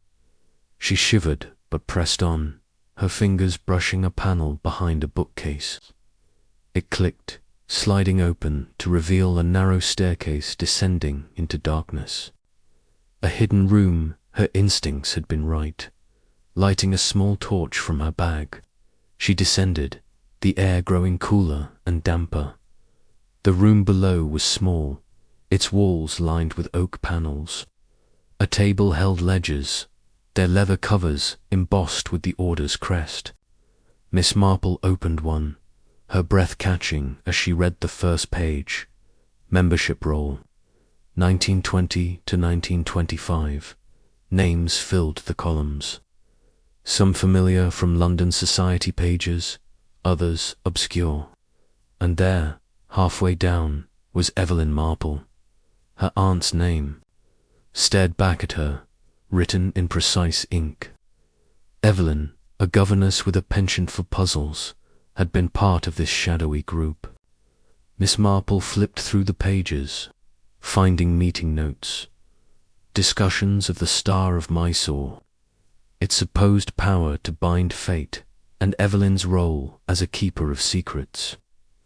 One entry, dated 1924, noted her sudden withdrawal from the Order with a cryptic remark, "EM has taken the light and hidden it." Miss Marple's mind raced. Had Evelyn stolen the necklace, as Dr. Hargrove suggested, to protect it? Or was there more to her departure? The ledgers offered no answers, but a faint noisy scuff of boots snapped her attention to the staircase. She doused her torch, slipping behind a cabinet as a shadow descended. The figure was tall, cloaked in a dark coat, moving with purpose. A man's voice muttered, "She's here somewhere." Miss Marple's heart pounded, but she remained still, her years of quiet observation serving her well. The man rummaged through the ledgers, cursing softly, then retreated upstairs. She waited, counting breaths, until silence returned. Emerging, she gathered the most relevant ledger and tucked it into her bag. The manner felt oppressive now, its secrets heavier than before. She retraced her steps, pausing at the portrait. On impulse, she lifted it from the wall, revealing a small safe. The lock was old, its combination mechanism rusted. Using a hairpin and her knack for patterns, she tested numbers from the journal's coded entries. 1925, the year of Evelyn's letter. The safe clicked open, revealing a single item, a saffron ribbon, its edges frayed. Embroidered with the order's crest, she pocketed it, her mind alight with questions. The ribbon was a tangible link to Evelyn's past, but why hide it here? As she stepped outside, dusk had fallen, painting the manor in shades of violet. The bicycle was where she'd left it, but a fresh scratch marred its frame, a warning. Perhaps. She cycled back to Bath, the ledger and ribbon safe in her bag, her resolve hardened dot at her guest house. Miss Marple spread the ledger's pages under a lamp. The entries painted a vivid picture, the order's obsession with the necklace, Evelyn's growing unease, and her final act of defiance. A name appeared repeatedly, Celeste Varnum, described as a rival keeper. Was she the key to Evelyn's betrayal? Miss Marple's thoughts were interrupted by a knock at the door. The landlady, Mrs. Gibbs, held a telegram, returned to Mary Mead at once. Urgent Raymond. Her nephew's message was unusual, its urgency unsettling. Had the stranger from the manor followed her, or was this about something else? She booked a morning train, her mind weaving connections between the ledger, the ribbon, and the shadowed figure. The Order of the Saffron Veil was no mere relic. Its reach extended into the present, and Miss Marple was now its target. As she sipped her tea, the ribbon lay on the table, its golden threads catching the light. It was a symbol, yes, but also a challenge. Evelyn had hidden truths Miss Marple was only beginning to unravel, and Bath had given her a crucial piece of the puzzle. Tomorrow she would pursue Celeste Varnum, but tonight she allowed herself a moment keyboard, moment satisfaction. The manor's secrets had brought her closer to Evelyn's past, and with it, a sense of purpose that burned brighter than ever. Chapter 7. The betrayal. The autumn wind howled through the narrow streets of Bath, carrying the scent of damp stone and fallen leaves. Miss Jane Marple, bundled in her sensible wool coat and clutching her trusty umbrella, navigated the cobbled lanes with a determined stride. The ledgers she'd discovered in the abandoned manor yellowed pages inscribed with the Order of the Saffron Veil's secrets had revealed a startling truth. Her aunt, Evelyn Marple, had been a member of this shadowy society, only to betray it by hiding the Star of Mysore, a sapphire necklace rumoured to hold mystical power. The ledgers also hinted at a rival, Celeste Varnum, who had framed Evelyn, leading to her expulsion. Now, armed with a name and a lead from Professor Lyle, Miss Marple sought out an elderly former member of the Order, Mr. Archibald Pembroke, whose cryptic warning about trust lingered in her mind. The address Professor Lyle had provided led her to a Georgian townhouse on Crescent Row, its facade elegant but faded, ivy creeping up the stone like veins of memory. The brass knocker, shaped like a lion's head, gleamed faintly in the dusk. Miss Marple rapped it twice, the sound echoing in the quiet street. A moment later, the door creaked open, revealing a wiry man in his late 70s, his eyes sharp behind wire-rimmed spectacles. His tweed waistcoat was impeccably tailored, though the cuffs were frayed, betraying a life once grand but now diminished. Miss Marple. His voice was low, with a trace of a tremor. Professor Lyle said you'd come. Enter, but mind your step, the house is old, and it keeps its secrets close. She stepped into a dimly lit hall, the air heavy with the musty scent of old books and wax polish. Pembroke led her to a parlour where a fire crackled in the grate, casting shadows on walls lined with shelves of leather-bound volumes. A single armchair, its velvet worn to a sheen, faced a small table holding a decanter of sherry and 2 glasses. He gestured for her to sit, pouring a measure of sherry with a hand that trembled slightly, not from age, she noted, but from some deeper unease. "You're here about Evelyn Marple," he said, settling into the armchair opposite. His gaze flickered to the window, as if expecting someone to peer through the heavy drapes. "I knew her, long ago. A remarkable woman, clever, but too principled for her own good." Miss Marple sipped the sherry, its warmth spreading through her.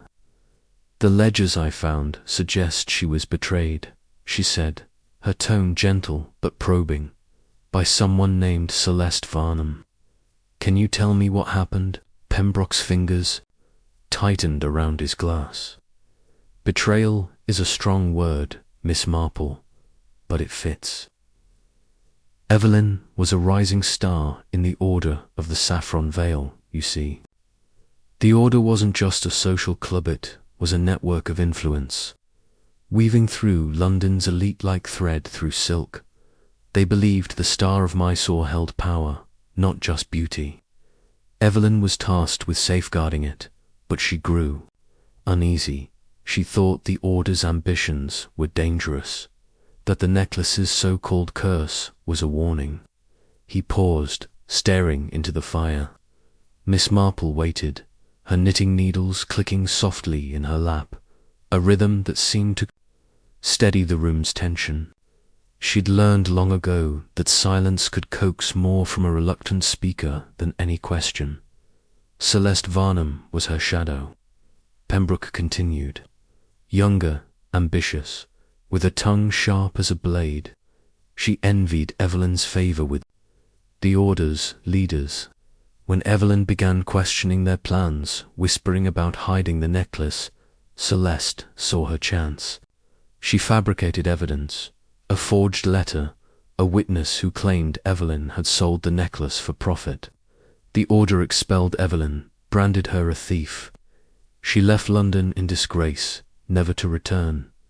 Miss Marple's eyes narrowed. And the necklace, did Celeste take it? Pembroke shook his head. No one knows. Evelyn hid it before the Order could act. Celeste searched for it, tore apart Evelyn's life to find it, but came up empty. The Order never forgave either of them, Evelyn for her betrayal, Celeste for her failure. The fire popped, sending a spark onto the hearth. Miss Marple leaned forward, her voice soft but insistent. "Mr. Pembroke, where is Celeste now? I need to speak with her." He hesitated, his gaze darting to the window again. "She's in Cornwall, last I heard. A cottage near Penzance, on the cliffs. But be warned, Miss Marple, she's not the woman she was. Bitter, reclusive, and the Order. They have long memories. If you're digging into this, you're not just chasing ghosts. You're stirring a nest of vipers." he scribbled an address on a slip of paper and handed it to her. "Trust no one," he added, his voice barely above a whisper. "Not even those who seem kind. The order's reach is subtle, and their eyes are everywhere." Miss Marple tucked the address into her handbag, her mind already turning over the implications. As she rose to leave, a sudden gust rattled the windows, and Pembroke flinched, spilling a drop of sherry onto his waistcoat. She pretended not to notice, thanking him warmly before stepping into the chilly night. The street was empty, but the hairs on the back of her neck prickled. She walked briskly, her umbrella tapping the cobbles, until she reached the corner of Crescent Row. There, under the flicker of a gas lamp, she caught a glimpse of a man in a dark coat, his hat pulled low. He lingered just long enough for her to notice before slipping into an alley. Her heart quickened, but she kept her pace steady, her mind sharp. Someone was watching her, and it wasn't the first time. She hailed a taxi to her modest hotel, the Bath Crescent Inn, where the receptionist, a cheerful young woman named Lily, greeted her with a smile. "Evening, Miss Marple. Post came, for you left it on your table." Miss Marple thanked her, though a knot of unease tightened in her chest. She hadn't told anyone she was staying here, in her room. She found a plain envelope with no postmark, only her name scrawled in black ink. Inside was a single sheet, the words typed in stark capitals, "Leave the past alone, or you'll regret it." No signature, no clue to the sender. She folded it carefully, her fingers steady despite the chill it sent through her. Someone knew she was close to close. Sleep eluded her that night. Instead, she sat by the window, knitting a scarf in soft grey wool, her mind piecing together the puzzle. Evelyn's betrayal, Celeste's jealousy, the order's lingering shadow, it all pointed to a truth buried deep, one that someone was desperate to keep hidden. The typed note suggested modern players, not just old grudges. She thought of Pembroke, warning his nervous glances. Was he truly a retired relic of the order, or was he still entangled in its web? The next morning, Miss Marple took the train to Cornwall, the landscape shifting from Bath's golden stone to the wild, windswept cliffs of the coast. Penzance was a fishing town, its air sharp with salt and the cries of gulls. Celeste's cottage, perched on a bluff overlooking the sea, its whitewashed walls weathered by storms. Miss Marple knocked, and the door opened to reveal a woman in her 60s, her face lined but her eyes bright with suspicion. Celeste Varnum wore a faded silk shawl, her posture rigid as if braced for battle. "I know why you're here," Celeste said, before Miss Marple could speak. "Evelyn's niece, aren't you? Come to dig up her sins." "Not her sins," Miss Marple replied, her voice calm but firm. "Her truth. I know you framed her, Miss Varnum. I want to know why." Celeste's lips thinned, but she stepped aside, letting Miss Marple into a parlour cluttered with old photographs and chipped porcelain. A tea tray sat on a table, the pot still warm, as if Celeste had been expecting company. They sat, and Celeste poured tea with a hand that shook slightly, not from fear, Miss Marple noted, but from suppressed anger. "I was young," Celeste began, her voice low. "Evelyn had everything: charm, wit, the order's trust. I was her shadow, always second. When she started questioning the order, I saw my chance. I forged a letter, paid a footman to lie. It was easy, too easy. She was cast out, and I thought I'd take her place. But the order didn't trust me either. They thought I knew where the necklace was. And did you?"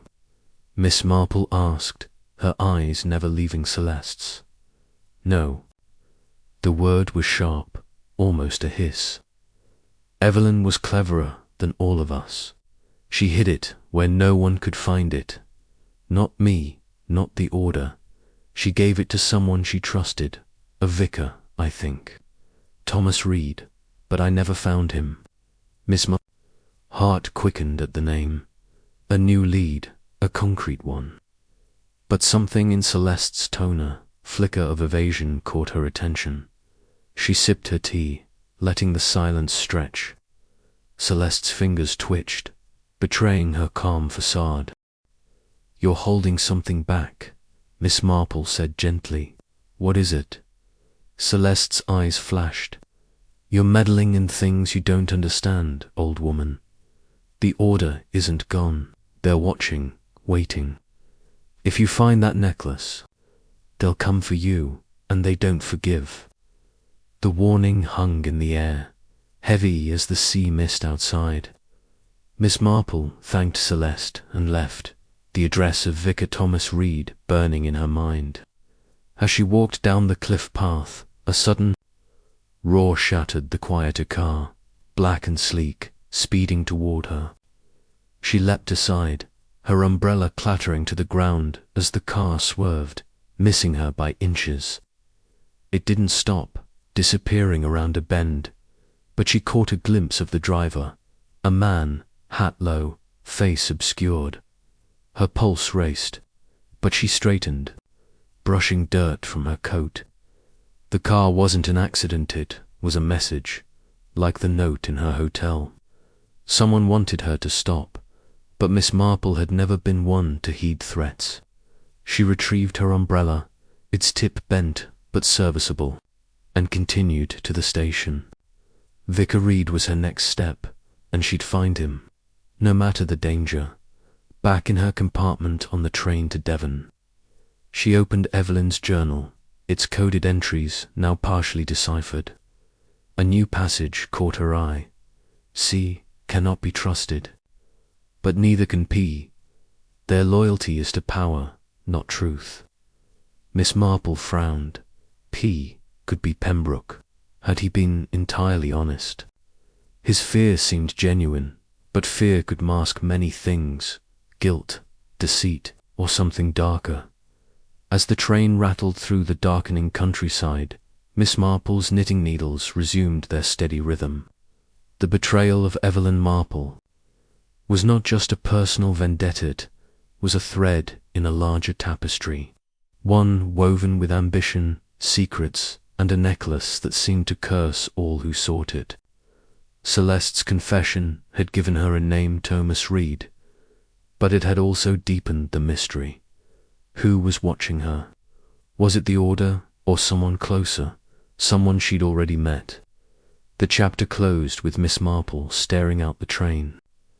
Window, the Cornish cliffs fading into the dusk. She was one step closer to the truth, but the path was growing perilous.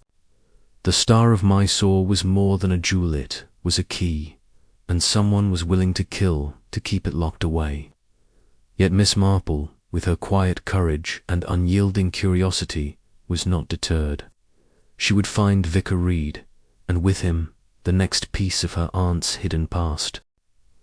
Chapter 8. Celeste's Confession.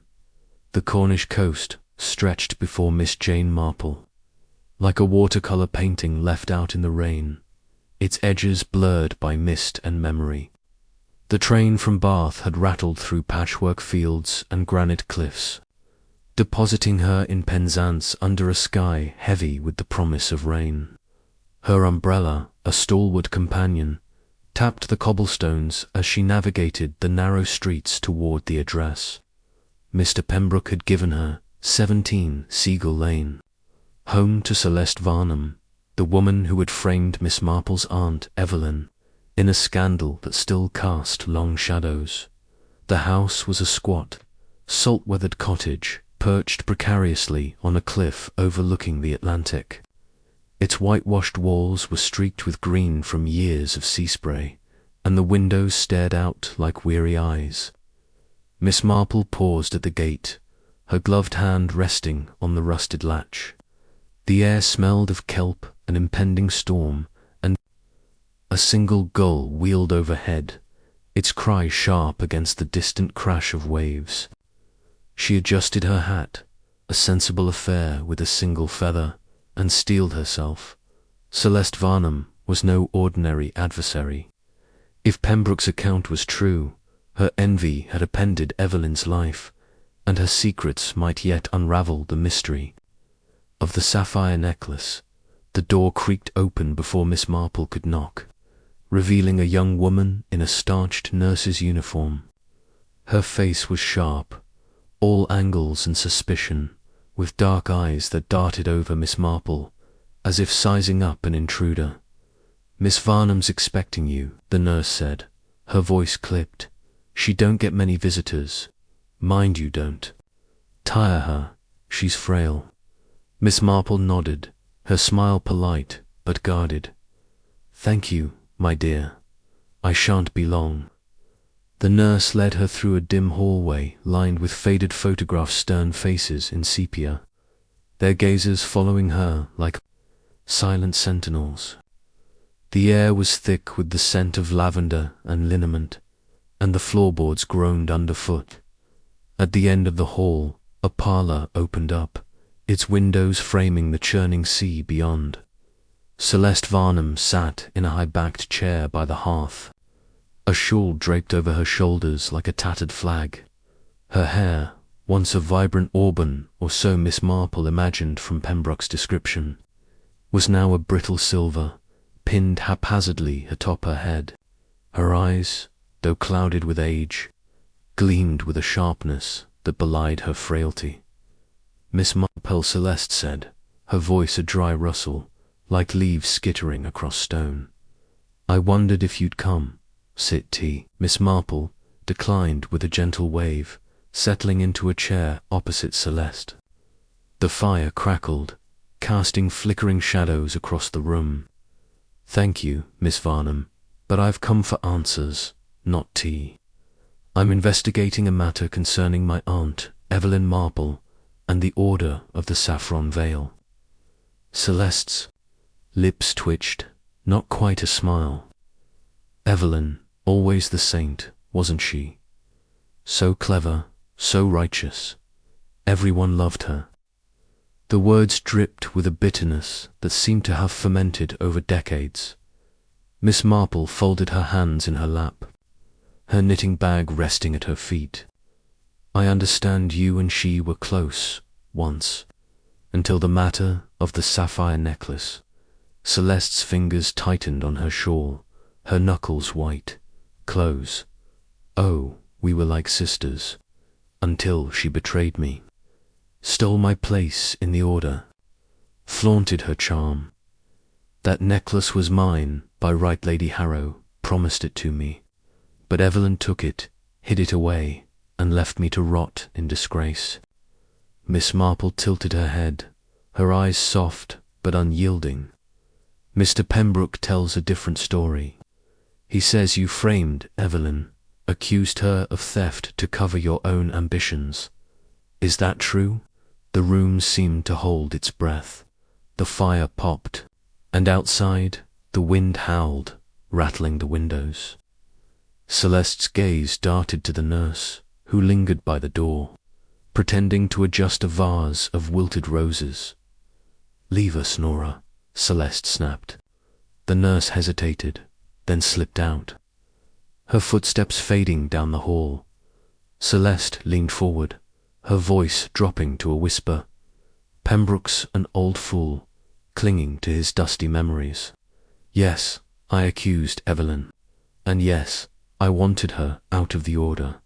She was too perfect, too meddlesome. The necklace was a test, you see. Lady Harrow wanted to see who was truly loyal.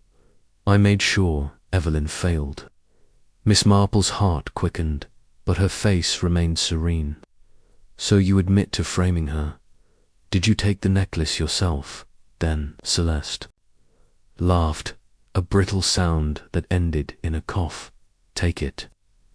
"No, I never found it." Evelyn was too clever for that. She hid it somewhere no one could reach, not even me. She gave it to someone she trusted, Vicar, I think. Thomas Reed said he'd keep it safe until the order was no more. The name hit Miss Marple like a pebble dropped into a still pond, sending ripples through her thoughts. Thomas Reed, a new thread in the tapestry of the mystery. She kept her expression neutral, though her mind raced. Why tell me this now, Miss Varnum, after all these years? Celeste's eyes softened, just for a moment, and Miss Marple glimpsed the woman she might have been, before envy and ambition twisted her. Because I'm dying, Miss Marple. The doctors give me months, maybe less. I've carried this guilt too long. Evelyn didn't deserve what I did. I thought confession might lighten the load. Miss Marple nodded, her voice gentle. And the order, do they still seek the necklace? Celeste's face hardened. The order never dies. It changes faces, names, but it's always there. They'll come for you, just as they came for Evelyn. Be careful, Miss Marple. You're stirring waters that should stay still. A sudden gust rattled the windows, and Miss Marple glanced outside. The mist had thickened, obscuring the cliff's edge. She felt a prickle of unease, as if the sea itself were watching. Turning back to Celeste, she pressed further.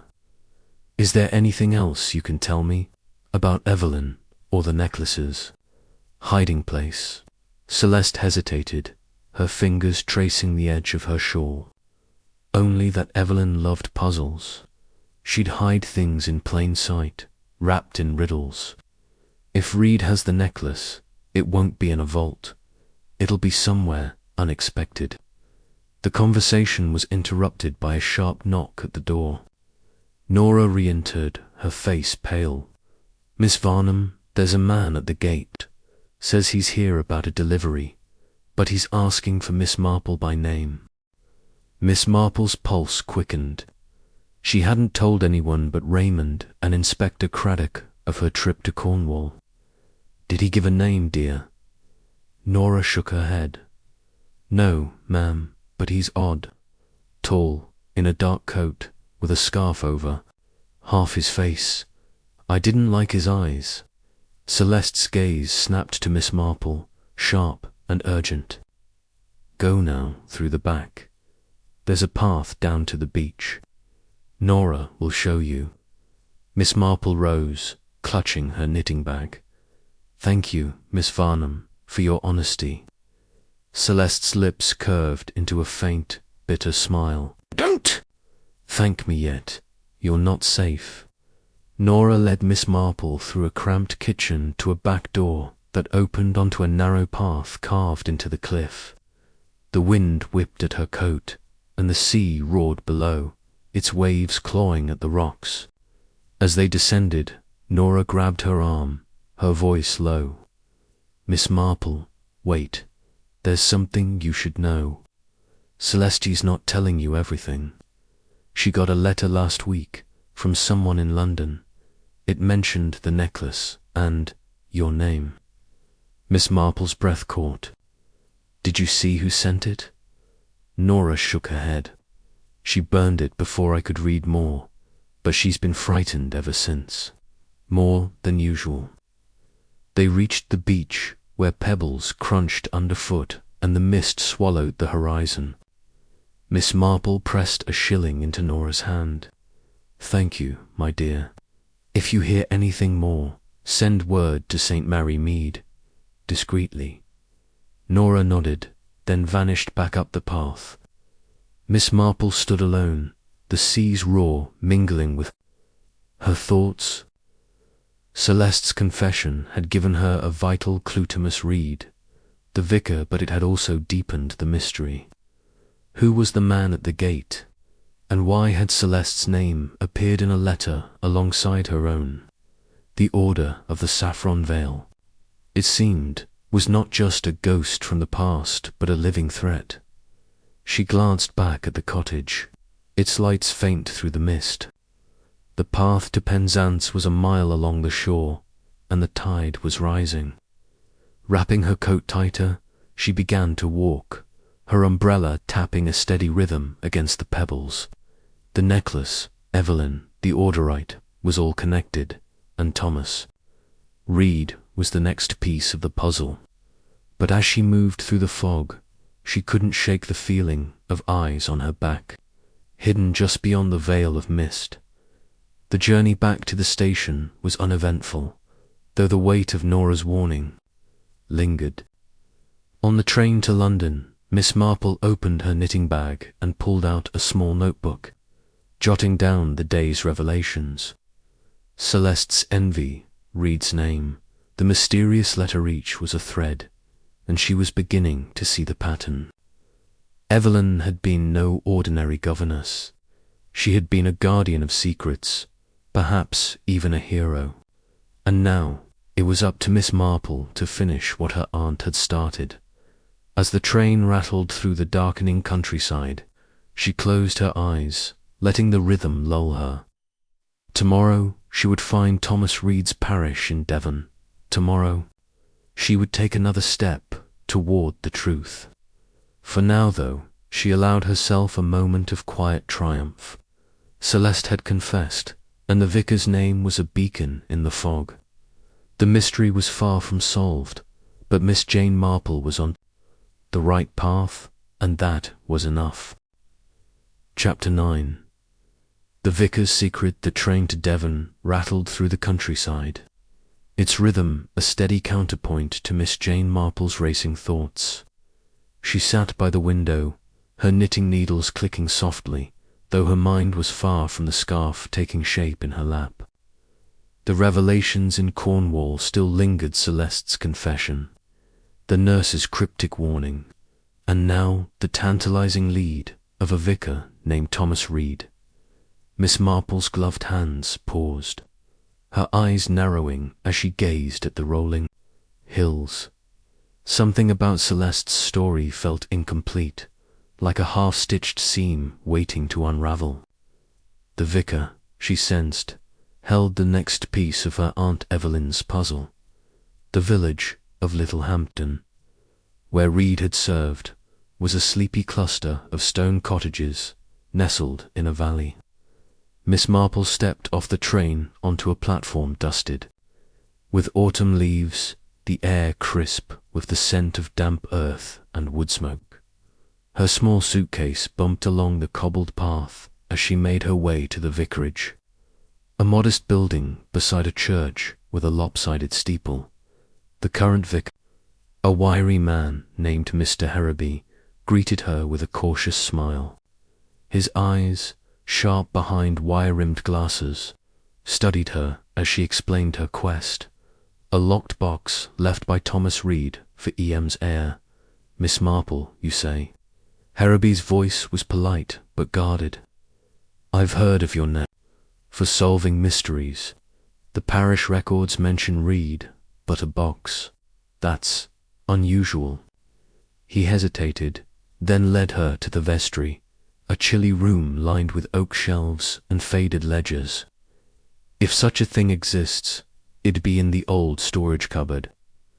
Reed was a peculiar sort, kept to himself, always scribbling in his notebooks. As Herreby rummaged through a cluttered cupboard, Miss Marple's gaze drifted to the stained glass window above, depicting a shepherd with a lamb. The light cast a mosaic of colours across the stone floor, and for a moment she imagined Evelyn standing here, entrusting her secret to a man of the cloth. The thought stirred a pang of pride. Her aunt, it seemed, had been more than a governess. She was a guardian of secrets, perhaps even a hero. Here it is, Herreby announced, pulling out a small iron-bound box, its surface etched with faint scratches. A brass lock gleamed dully, unyielding. No key, I'm afraid. Reed left it here decades ago, with instructions not to open it unless someone claiming to be Evelyn Marple's heir arrived. I always thought it a fanciful tale. Miss Marple's heart quickened. May I try? She produced a hairpin from her hat, her fingers deft despite her age. Harrowby raised an eyebrow but nodded, stepping back. The lock was stubborn, but years of unpicking village gossip had honed her patience. After a few delicate twists, the mechanism clicked and the lid creaked open. Inside lay a silver locket, its surface engraved with a delicate rose. Miss Marple lifted it gently, feeling its weight. She pressed the clasp, and the locket sprang open to reveal a tiny etched map lines and symbols so fine they seemed drawn by a spider's thread. It depicted a churchyard with a cross marking, a spot near a gravestone. Her breath caught. "This is St. Mary Mead's churchyard," she murmured. "I'd know that old yew tree anywhere." Harrowby peered over her shoulder, his curiosity piqued. Remarkable. Read must have known Evelyn. Well, to entrust her with this, but why hide it here? Miss Marple closed the locket, her mind racing. Evelyn was protecting something, perhaps the sapphire necklace itself. She trusted Read to keep it safe until the right moment. She glanced at Harrowby, who seemed genuine but distracted, his fingers fidgeting with a pen. "Might I see?" "Read's old records. Anything about his time here could help." Harrowby hesitated, then nodded. "There in the archive room. Follow me." He led her through a narrow corridor to a dusty chamber filled with boxes and leather-bound books. As he searched for Read's files, Miss Marple scanned the room, her eyes catching on a faded photograph, pinned to a corkboard. It showed a younger Harrowby standing beside a stern-looking man in a vicar's collar to Miss Read, perhaps. The resemblance to the man in Evelyn's photograph was uncanny. "Mr. Harrowby," she said casually, "did you know Read personally?" He stiffened, then recovered with a chuckle. "Only briefly, as a boy. I took over this parish long after he'd gone." "Why do you ask?" "No reason," she said lightly, but her mind noted the flicker in his eyes. Something about Harrowby didn't sit right, like a teacup slightly askew on its saucer. She filed the thought away as he handed her a thin folder labeled Rev. T. Read, 1920 to 1930. The records were sparse. Sermon notes, baptism logs, and a few cryptic references to EM's visits. One entry, dated 1925, mentioned a gift for safekeeping, with no further details. Miss Marple's pulse quickened. This was no coincidence. Felon had been here, entrusting Read with the locket. But why a map to St. Mary Mead? Was the necklace hidden in her own village all along? As Harrowby excused himself to tend to a parishioner, Miss Marple slipped the locket into her handbag. She was about to leave when a shadow moved outside the archive room's window. Her heart skipped. It was fleeting, a man's silhouette, broad-shouldered, hat pulled low but unmistakable. She was being watched again. Stepping outside, she scanned the churchyard. The air was still, save for the rustle of leaves. A groundskeeper raked grass in the distance, but no one else was visible. Yet the prickle on her neck told her the watcher was near. She hurried to the village inn, her steps brisk but composed, her mind piecing together the puzzle. The locket's map was a breakthrough, but it also meant danger. If the Order of the Saffron Veil was still active, they'd want what Evelyn had hidden. The inn, a cosy establishment called the Thistle and Crown, smelled of polished wood and freshly baked bread. The innkeeper, Mrs. Baxter, a plump woman with a warm smile, showed Miss Marple to a small room overlooking the village green. "You'll be safe here, dear," Mrs. Baxter said, misreading her guest's thoughtful expression. Little Ham, as quiet as a mouse. "Thank you," Miss Marple replied, her tone polite but distracted. Alone in her room, she studied the locket again, tracing the map's lines. The gravestone it marked was one she knew well, old Mrs. Hargreaves, tucked beneath the yew tree in St. Mary Mead's churchyard. The realization felt like a key turning in a lock. Evelyn had hidden something right under her nose, in the heart of her own village. That evening, Miss Marple dined in the inn's parlour, her eyes scanning the other guests. A travelling salesman chatted loudly about wool prices, and a young couple whispered over their soup. But one man caught her attention, a wiry fellow in a grey coat, reading a newspaper with exaggerated focus. His glance flicked toward her, then away. She sipped her tea, her mind sharp. He was no ordinary guest. After dinner, she strolled the village, her umbrella tapping the pavement. The church loomed ahead, its steeple a dark silhouette against the moonlit sky. She slipped into the churchyard, her steps silent on the grass. The Locket's map burned in her memory, but she resisted the urge to investigate, now too risky, with a watcher nearby. Instead, she noted the layout, her eyes lingering on a freshly dug flower bed near the gate. It seemed out of place, the soil too loose for an old planting. Back at the inn, she overheard a snippet of conversation as she passed the bar. Two men, their voices low, stood in a corner. "She's poking around the vicarage," one muttered. "If she finds it, Voss won't be pleased." Miss Marple froze, her heart pounding. Voss Lord, Reginald Voss. The name whispered in connection to the order's revival. She slipped upstairs before they noticed her, her mind racing. The order was closer than she'd thought, and they knew she was here. But who were these men? Locals or operatives sent to stop her? In her room, she locked the door and sat by the window, the locket in her hand. The map was clear, but its implications were vast. If the necklace was in St. Mary Mead, why had Evelyn gone to such lengths to hide it? And why involve Reed, a vicar in a distant parish?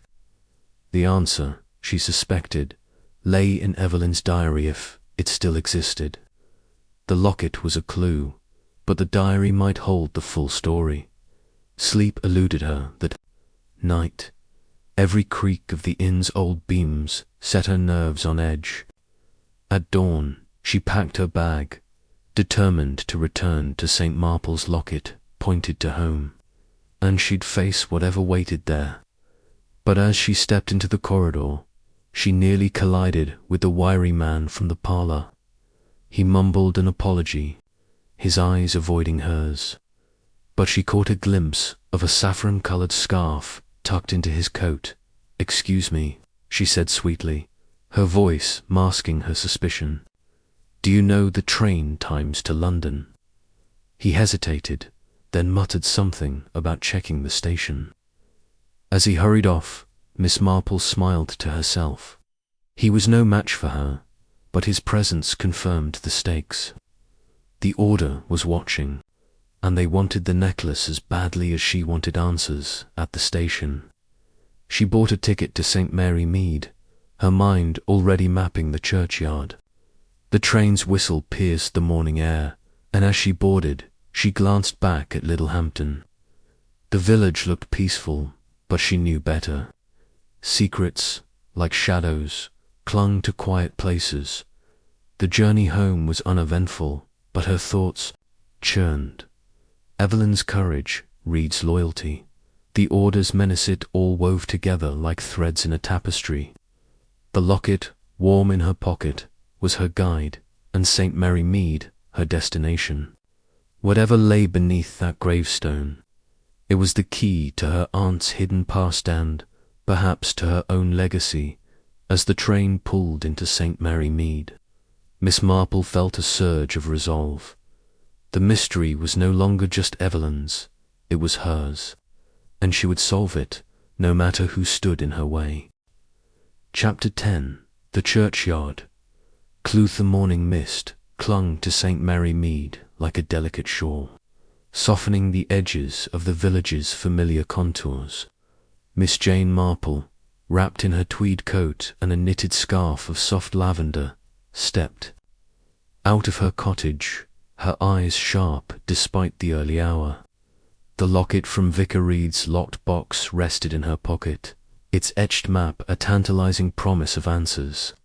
The tiny, intricate lines pointed to a specific spot in the churchyard, a place she knew as well as her own garden. Yet today, it felt as though the village itself held its breath, waiting for her to uncover its secrets. She walked briskly down the lane, her sensible shoes crunching against the gravel. The churchyard of St. Mary's, with its ancient use and weathered stones, was a place of quiet reverence, but today it thrummed with possibility. Miss Marple's mind buzzed with the revelations of the past weeks, her Aunt Evelyn's entanglement with the Order of the Saffron Veil, the cursed sapphire necklace known as the Star of Mysore, and the shadowy figures who seemed to dog her every step. The locket's map was her clearest lead yet, and she felt a flicker of excitement, tempered by the knowledge that danger was never far behind. The church gate creaked as she pushed it open, and she paused to survey the scene. The gravestones stood like silent sentinels, their inscriptions faded by time and weather. A black bird trilled from a nearby hedge, its song cutting through the stillness. Miss Marple's gaze settled on a corner of the churchyard where a cluster of older graves lay, half hidden by a tangle of ivy. The map's markings suggested a particular stone, one she vaguely recalled from childhood visits with Evelina. Slab with a faint, unusual carving dot as she approached. The vicar, Mr. Clement, emerged from the church, his cassock fluttering in the breeze. A kindly man with a penchant for lengthy sermons, he brightened at the sight of her. "Miss Marple, an early start for you. Come to tend the roses." His voice was warm, but his eyes flicked curiously to the small trowel she carried. "Not quite, Mr. Clement," she replied, her tone light but evasive. "I'm here to examine an old gravestone. A family matter, you might say." She patted her pocket, feeling the locket's reassuring weight. "Might I have your permission to do a bit of digging? Nothing invasive, of course." Mr. Clement's brow furrowed, but his trust in Miss Marple was unshakable. "Digging, you say? Well, if it's for a family matter, I suppose there's no harm. Just mind the roots those use are older than the church itself."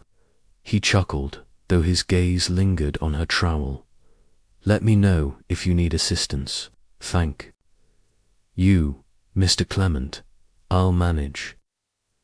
She gave him a reassuring smile, and he nodded, retreating to his vestry with a wave. Alone again, Miss Marple moved toward the corner of the churchyard, her heart quickening. The map's lines converged on a stone she now recognized, a low, moss-covered slab inscribed with the name Margaret Hale, 1873 to 1901. But it was the carving at the base, a faint, saffron-coloured veil etched into the stone that confirmed her suspicions. The order's crest, hidden in plain sight, kneeling beside the grave.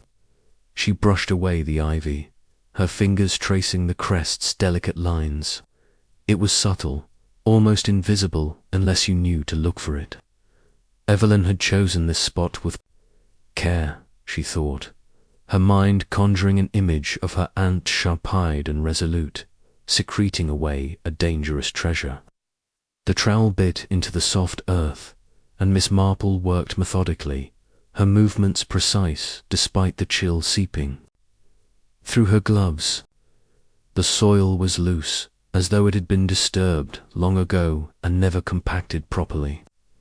After a few minutes, her trowel struck something solid, her breath caught. She set the trowel aside and used her hands, brushing away dirt to reveal a small, rusted tin, its edges sealed with wax. It was no larger than a biscuit box, but its weight suggested something significant within. Miss Marple glanced around, ensuring she was alone, then pried the lid open with a small knife from her bag. Inside, wrapped in a faded silk handkerchief, was a leather-bound diary, its pages yellowed but intact. A faint scent of lavender Valen's favourite rose from the pages. Stirring a pang of nostalgia, she tucked the diary into her bag, her fingers lingering on the tin. There was nothing else inside, but the discovery felt monumental, a tangible link to Evelyn's hidden life. Standing, she smoothed the earth back into place, concealing her work. The blackbird sang again, and she allowed herself a moment to savour the triumph. Evelyn had left her a trail, and she was following it faithfully, back at her cottage. Miss Marple settled into her armchair by the fire, a pot of tea steaming on the table. The diary lay open before her, its pages filled with Evelyn's elegant, looping script. The entries began in 1924, detailing her life as a governess in London, but they quickly took a darker turn. "The order is not what it seems," one entry read. "They speak of safeguarding society, but their true aim is power.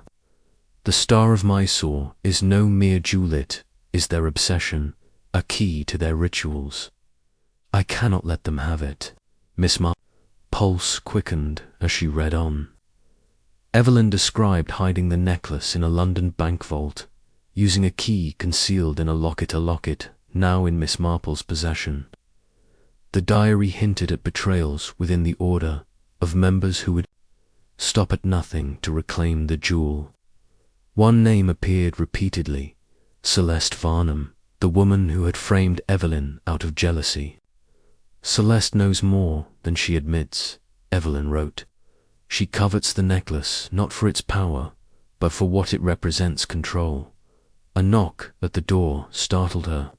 She closed the diary and slipped it beneath a cushion, then rose to answer. It was Mrs. Price, her neighbour, clutching a basket of apples. "Thought you might like these, Miss Marple," she said cheerfully. "Fresh from the orchard." "How kind of you, Mrs. Price." Miss Marple's smile was genuine, but her mind was elsewhere. As they chatted about village gossip, the new postmaster's odd hours, the squire's latest hunting mishap, she noticed a shadow moving beyond the garden gate. It was fleeting, but unmistakable. Someone was watching her cottage. Mrs. Price left, oblivious to the tension, and Miss Marple locked the door, her senses on edge. She returned to the diary, skimming for more clues. A later entry detailed Evelyn's return to St. Mary Mead after her expulsion from the order. Her decision to hide the diary in the churchyard to protect her legacy. "If anyone finds this," she wrote, "let it be someone with the wit to finish what I began. The order must not prevail." The words sent a chill through Miss Marple. Evelyn had known her actions would have consequences, had trusted that someone, perhaps Jane herself, would one day uncover the truth. But the diary also confirmed the order's persistence. If they were still active, as Pembroke had suggested, they would know she was close to the necklace. The slashed tyre in London, the ransacked hotel room, the men in Devon discussing stopping the old lady, all pointed to a renewed pursuit that night. As the village clock struck 11, Miss Marple was roused by a faint creak downstairs. She sat up, her heart pounding. The cottage was old, prone to settling noises, but this was different, deliberate, stealthy. She slipped on her dressing gown, her fingers closing round the heavy brass candlestick on her bedside table. Moving silently, she crept to the landing. Peering into the darkened parlour, a figure stood by the bookcase, rifling through her papers. The moonlight caught the glint of a knife in their hand. Miss Marple's breath hitched, but she forced herself to remain calm. She knew this cottage better than any intruder. Stepping back, she eased open the cupboard door behind her, letting it creak loudly. The figure froze, then bolted for the back door, knocking over a chair in their haste. She waited, candlestick raised, until she heard the garden gate swing shut. Only then did she descend, locking the back door and checking the windows. The diary, still beneath the cushion, was untouched. She sank into her chair, her mind racing. The intruder had been searching for something specifically: the diary or the locket. The order, or someone working for them, was closing in. By morning, Miss Marple had resolved her next step. The diary pointed to the London bank vault, and the locket's key was her ticket to the necklace. But the break-in had sharpened her caution. She telephoned Inspector Craddock, her old friend at Scotland Yard, and arranged to meet him in London. "I've stumbled onto something rather complicated," she told him, her voice steady despite the lingering adrenaline. "I'll need your discretion." "Of course, Miss Marple," Craddock replied, his tone warm but curious. "I'll be at the station tomorrow. Bring whatever you've got." As she packed a small bag for London, Miss Marple glanced at the diary, now safely hidden in a false-bottomed knitting basket.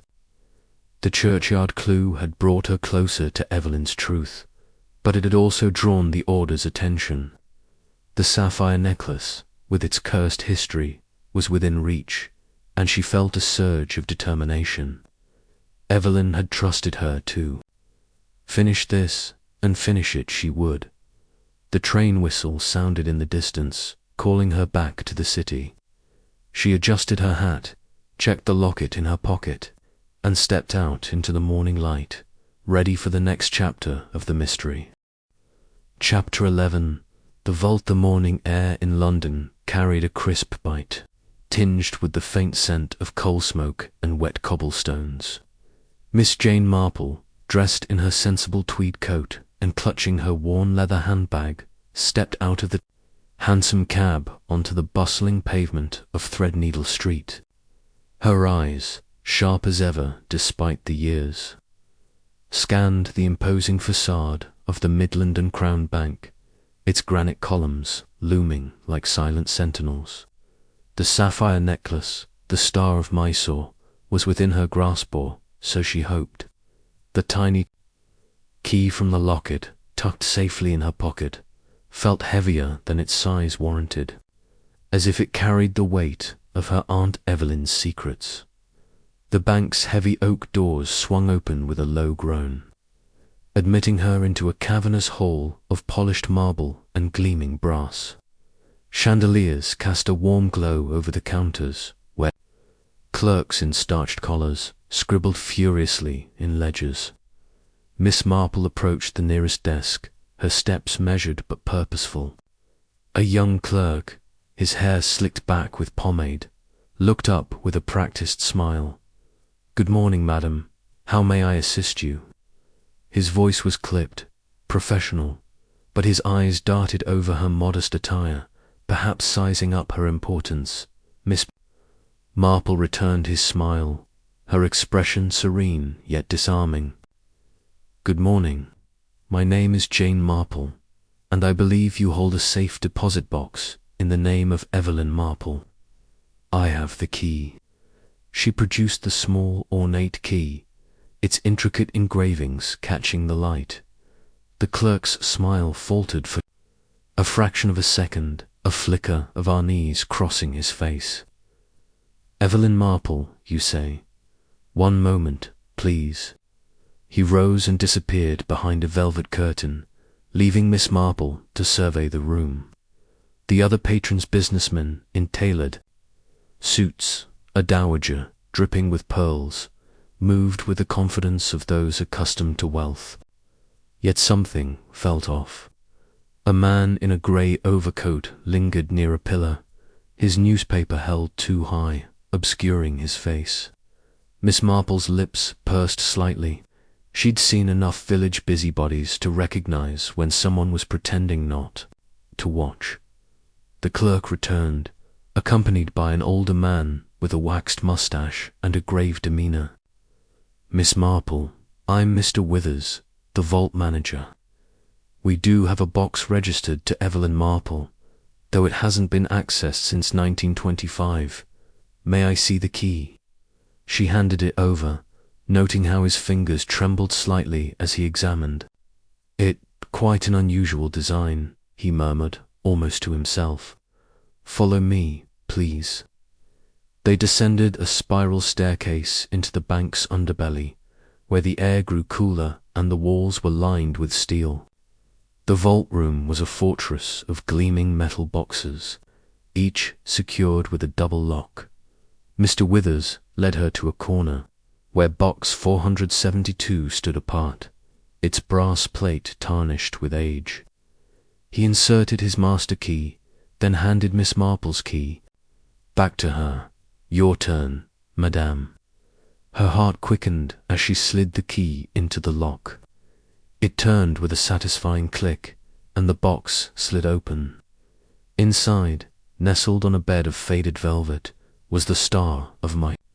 Its deep blue facets shimmered even in the dim light, casting tiny prisms across the vault's walls. Beside it lay a folded note, its edges yellowed but intact. Miss Marple unfolded it with care, her eyes scanning Evelyn's elegant handwriting. "Jane, if you've found this, you've unravelled more than I ever dared hope. The Order of the Saffron Veil still hunts this stone. They believe it holds power, foolish, perhaps, but dangerous. Trust no one, not even those who smile. Keep it hidden, or destroy it if you must." Miss Marple's breath caught. The warning was clear, but the mention of the Order's persistence sent a chill through her. She slipped the necklace and note into her handbag, her movements deliberate to mask her unease. "Thank you, Mr. Withers," she said, her voice steady. "I'll need a moment to ensure everything is in order." "Of course," he replied, but his eyes lingered on her bag. "Shall I escort you out?" "No need," she said lightly. "I know my way." She ascended the stairs, her mind racing. Evelyn's note confirmed the Order was no relic of the past. It was alive, watching, waiting, and someone in this bank might be part of it. Back in the main hall, the clerk who had first greeted her, his nameplate read Mr. Cedric Hale, approached with an overly bright smile. "All sorted, Miss Marple. I hope everything was to your satisfaction." "Quite," she replied, her tone polite but guarded. His eyes flicked to her handbag, and she tightened her grip. "Though I wonder, Mr. Hale, how long have you worked here? You seem awfully young for such a responsible position." He laughed, a touch too loudly. "Oh, only a year, madam. But I'm a quick study. Can I assist with anything else? Perhaps a cab, or—" He trailed off, his gaze lingering. "No, thank you." She moved toward the exit, her steps brisk. The man in the grey overcoat was gone, but as she stepped onto the street, she felt the prickle of being watched. A quick glance revealed Mr. Hale lingering by the bank's entrance, speaking urgently into a telephone. His eyes met hers, and he turned away too quickly. Miss Marple hailed a cab, her mind piecing together the puzzle. Hale's curiosity was more than professional courtesy. She directed the driver to a quiet tea shop in Bloomsbury, a place she knew from her younger days in London. There she could think without interruption. The shop was cosy, its tables draped in lace, the air thick with the scent of scones and Earl Grey. She chose a corner table, ordered a pot of tea, and opened her handbag. To re-examine the necklace, The star of Mysore was breathtaking, its weight surprising for its size. She tucked it deeper into her bag, beneath a skein of wool, and unfolded Evelyn's note again. The phrase, "Trust no one," echoed in her mind. Hale's behaviour, Wither's trembling hands, were they part of the order, or merely caught in its web? She sipped her tea, her eyes scanning the room. A young couple laughed at a nearby table. A waitress bustled with a tray, and an elderly man read a book by the window. All seemed ordinary, yet Miss Marple knew better than to trust appearances. Her thoughts were interrupted by a shadow falling across her table. A man stood there, tall and lean, with a sharp jaw and eyes like chipped flint. His suit was impeccably tailored, but his smile was too smooth, like a politician's. "Miss Marple, I presume." His voice was low, almost intimate. "May I join you?" She tilted her head, her expression mild but her senses alert. "And you are?" "Reginald Voss," he said, sliding into the chair opposite her without waiting for permission. "I believe we have mutual interests. The star of Mysore, for instance." Her heart skipped, but her face betrayed nothing. "I'm afraid you have me at a disadvantage, Mr. Voss. I'm just an old woman enjoying her tea." He chuckled, leaning forward. "Oh, come now. You're no ordinary spinster. Your Aunt Evelyn was much the same, clever, tenacious, meddling, in things best left alone. The necklace, Miss Marple. I know you have it." She set her teacup down with a delicate clink. "You seem awfully certain for a man I've never met. Tell me, Mr. Voss, what makes this necklace so important to you?" His smile tightened. "It's a symbol, nothing more. A relic of an old order, one I represent. Hand it over, and I'll ensure you're well compensated." Miss Marple's eyes twinkled, but her voice was firm. "I don't deal in relics, Mr. Voss, nor do I trust men who appear uninvited. Good day." He didn't move, his gaze hardening. "You're making a mistake. The order doesn't take kindly to interference." "And I don't take kindly to threats," she replied, rising with surprising agility. She left a few coins on the table and walked out, her heart pounding but her step steady. The street was busy with afternoon traffic, and she blended into the crowd, her mind racing. Voss's appearance confirmed the order's reach, but his boldness suggested desperation. She needed to protect the necklace and herself. She ducked into a second-hand bookshop, its shelves crammed with dusty tomes. The shopkeeper, a bespectacled woman with a kind face, barely glanced up as Miss Marple slipped into a corner. She pulled out her knitting, a habit that calmed her nerves, and allowed her to think. The necklace was safe for now, hidden in her bag, but Voss's words echoed. A symbol, nothing more. Yet Evelyn's note suggested otherwise. Was the sapphire's power real, or merely a myth that drove men like Voss to madness? As she knitted, a plan formed. She couldn't return to St. Mary Mead, yet Voss or his men would likely follow, nor could she keep the necklace on her person indefinitely. She needed an ally, someone trustworthy. Inspector Craddock came to mind, his steady presence a comfort in past cases. But first, she had to lose her pursuer. She glanced out the shop's window and saw him, Cedric Hale, the bank clerk, standing across the street, his eyes fixed on the shop, her lips curved into a faint smile. He was young, inexperienced, and likely unaware of how predictable he was. She thanked the shopkeeper, tucked her knitting away, and slipped out the back door into a narrow alley. The alley led to a busy market square where vendors hawked flowers and fish. Miss Marple wove through. The crowd, her unassuming figure blending seamlessly with the housewives and errand boys. She doubled back twice, ensuring Hale lost her trail, then caught a tram to Scotland Yard. There, she found Inspector Craddock in his cluttered office, his desk strewn with case files. "Miss Marple," he exclaimed, rising, "what brings you to London?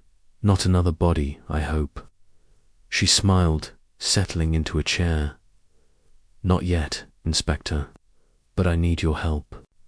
She recounted the day's events, the vault, the necklace, Voss's confrontation, omitting only the necklace's current hiding place. Craddock's face grew grim as she mentioned the order of the saffron veil. "I've heard whispers of them," he said, rubbing his chin. "A secretive lot, tied to old money and older grudges.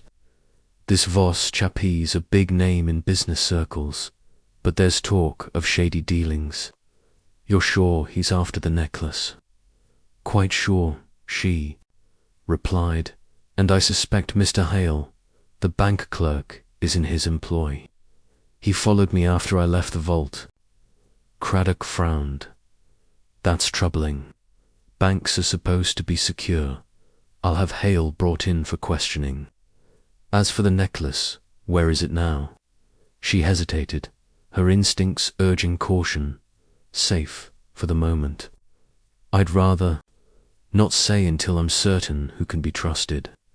He nodded, understanding her wariness. "Fair enough, but you're not safe, Miss Marple. If the order's as powerful as you say, they won't stop at threats. Stay at my sister's flat tonight in Chelsea, and no one will look for you there." She agreed, grateful for his concern, but determined to keep the necklace's location secret. As she left Scotland Yard, dusk was settling over London, the gaslights flickering to life. She felt a surge of triumph. She had the Star of Mysore, a tangible link to Evelyn's courage. But Voss's words lingered, a reminder that the game was far from over.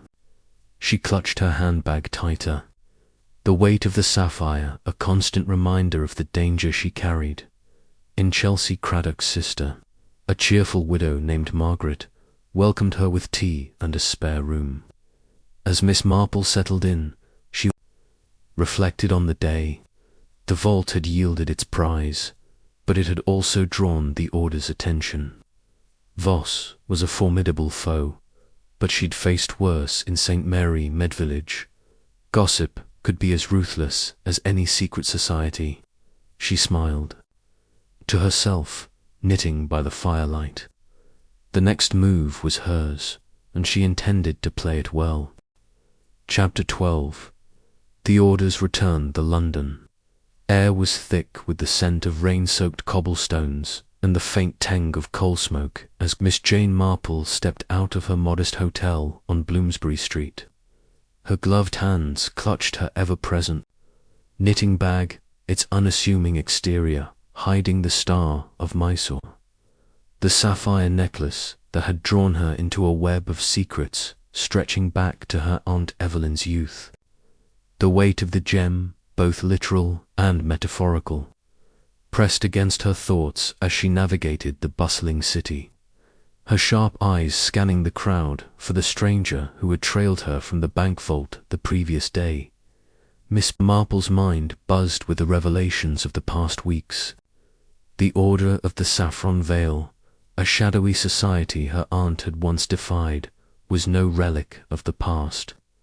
Its tendrils reached into the present, coiled around a man named Lord Reginald Vorser, wealthy businessman whose polished charm masked a ruthless ambition. She had learned of him through Inspector Craddock, her trusted ally at Scotland Yard, who had uncovered whispers of the Order's resurgence in high society. Tonight, at a charity gala hosted at the opulent Hereby Hall, Miss Marple intended to observe Voss in his element, to confirm her suspicions that he sought the necklace for more than its monetary value. The gala was a glittering affair, its chandeliers casting golden light over a sea of silk gowns and tailored suits. Miss Marple, dressed in her finest lavender frock and a modest pearl brooch, blended seamlessly among the guests, her unassuming demeanour honed over years of observing. Village intrigues allowed her to move unnoticed, a quiet spectre among the champagne flutes and murmured gossip. She accepted a glass of sparkling water from a passing waiter, her gaze fixed on Voss, who stood near a marble fireplace, his silver hair catching the light as he laughed with a group of dignitaries.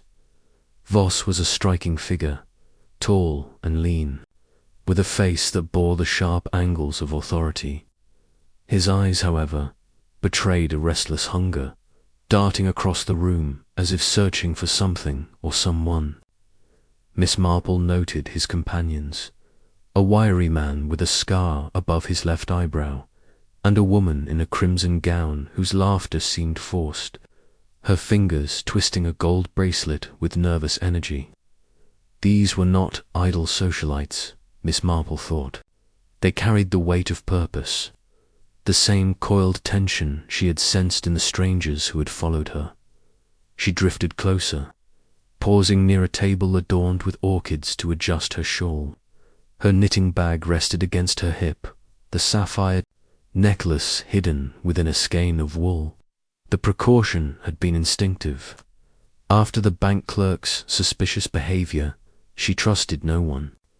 As she lingered, she overheard a fragment of Voss's conversation, his voice low and urgent. "The star of Mysore is the key, not just to wealth, but to control," he murmured to the scarred man. "The Order's legacy depends on it.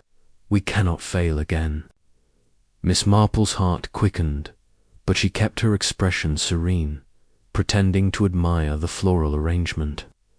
The necklace's rumoured mystical properties, whispers of curses and power, had seemed fanciful to her practical mind, but words suggested a deeper motive, political influence, occult ambition. Whatever drove him, it was clear he believed the sapphire held sway over more than mere aesthetics. She moved to a quieter corner of the ballroom, where a string quartet played, a delicate waltz. From here, she could observe without drawing attention. Her thoughts turned to Evelyn, whose diary had revealed a woman of courage and cunning, outwitting the Order to protect the necklace. Miss Marple felt a kinship with her aunt, a shared resolve to unravel secrets others would bury, but the stakes were higher now. The Order's reach extended beyond the shadows of 1925, and she was no longer chasing ghosts, but living threats. A sudden commotion near the terrace doors drew her attention. A young woman, no older than 25, stumbled into the room, her face pale and her gown slightly askew. She clutched a velvet purse, her eyes wide with panic as she scanned the crowd. Miss Marple's instincts prickled. The girl's distress was no accident of too much champagne. She watched as the woman in the crimson gown approached the girl, whispering something that made her flinch. The scarred man followed, his hand resting lightly on the small of her back, guiding her toward a side door. Miss Marple's decision was swift. She slipped through the crowd, her small frame weaving between guests with the ease of a village gossip navigating a tea party. The side door led to a dimly lit corridor, its walls lined with portraits of stern-faced aristocrats. She paused, listening. Voices echoed from a room at the corridor's end, sharp and heated. "You were supposed to secure it tonight, Eleanor," the scarred man hissed. "Voss won't tolerate another mistake." "I tried," the young woman, Eleanor replied, her voice trembling. "The old lady was too quick. She left the bank before I could enough." The woman in crimson snapped. "If the star is with her, we'll find it. Voss has plans for the gala's end." Miss Marple's breath caught. They were speaking of her and the necklace. Her fingers tightened around the knitting bag, the woolen skein a flimsy shield against the danger closing in. She considered retreating to find Inspector Craddock, who had promised to attend discreetly, but curiosity held her fast. What were Voss's plans, and how did Eleanor, so young and frightened, fit into this scheme? Before she could decide, a hand grazed her shoulder. She spun, heart pounding, to find a waiter, a boy barely out of his teens, his face flushed with nervousness. "Miss," he whispered, "someone's trying to get into your bag." I saw him near the cloakroom, tall, with a scar. Miss Marple's mind raced. The scarred man had been with Voss moments ago. Had he slipped away to search her belongings? She thanked the boy with a calm smile, her composure masking the urgency within. The cloakroom was at the hall's far end, a perfect place for a thief to strike unnoticed. She moved quickly, her sensible shoes silent on the polished floor. The cloakroom was a small, shadowed space, its racks heavy with furs and overcoats. Miss Marple's knitting bag, which she had briefly entrusted to the attendant during a dance, hung on a hook. She reached for it, her fingers brushing the familiar canvas, when a shadow loomed behind her. She turned just as the scarred man lunged, his hand outstretched for the bag. Instinct took over. Miss Marple swung the bag with surprising force, the weight of the hidden necklace adding momentum. It struck the man's wrist, eliciting a grunt of pain. He staggered, and she seized the moment, darting past him toward the corridor. Her heart pounded, but her mind remained clear. She needed to reach Craddock before the man recovered. The corridor was empty, the gallows music a distant hum. Miss Marple hurried toward the ballroom, but footsteps echoed behind her, rapid and heavy. She ducked into an alcove, pressing herself against the wall as the scarred man passed, cursing under his breath. Her fingers fumbled in the knitting bag, ensuring the necklace was still secure. It was a cold, heavy reminder of the stakes. Back in the ballroom, she spotted Inspector Craddock near the refreshment table, his plain suit a stark contrast to the gala's extravagance. She approached, her expression composed, but her eyes urgent. "Inspector," she murmured, "we have trouble. Lord Voss is after the necklace, and his men are here." Craddock's jaw tightened. "I've had my eye on him. Did you hear anything?" Specific. She recounted Voss's words about the Star of Mysore and the attempted theft in the cloakroom. Craddock nodded, his gaze sweeping the room. "I've got 2 plainclothes officers here. We'll keep watch. Stay close to the crowd, Miss Marple, and keep that bag tight." She nodded, but her mind was already spinning a plan. Voss's men were bold, but they hadn't anticipated her resourcefulness. If she could draw them out, expose their intentions, Craddock might catch them in the act. The idea was risky, but Miss Marple had never shied from a calculated gamble, not when her aunt's legacy hung in the balance. She returned to the gala, positioning herself near the terrace, where the cool night air offered a respite from the room's heat. She pretended to fumble with her bag, letting it dangle loosely as if inviting another attempt. Her eyes, however, never left the crowd. Eleanor, the young woman, stood alone now, her purse clutched tightly. Miss Marple approached, her voice gentle but probing. "My dear, you seem troubled," she said, offering a kind smile. "Is there anything an old lady might help with?" Eleanor started, her eyes wide. I'm fine, thank you," she stammered, but her hands trembled. Miss Marple leaned closer, her tone confiding. "I know what it's like to be caught in something bigger than oneself.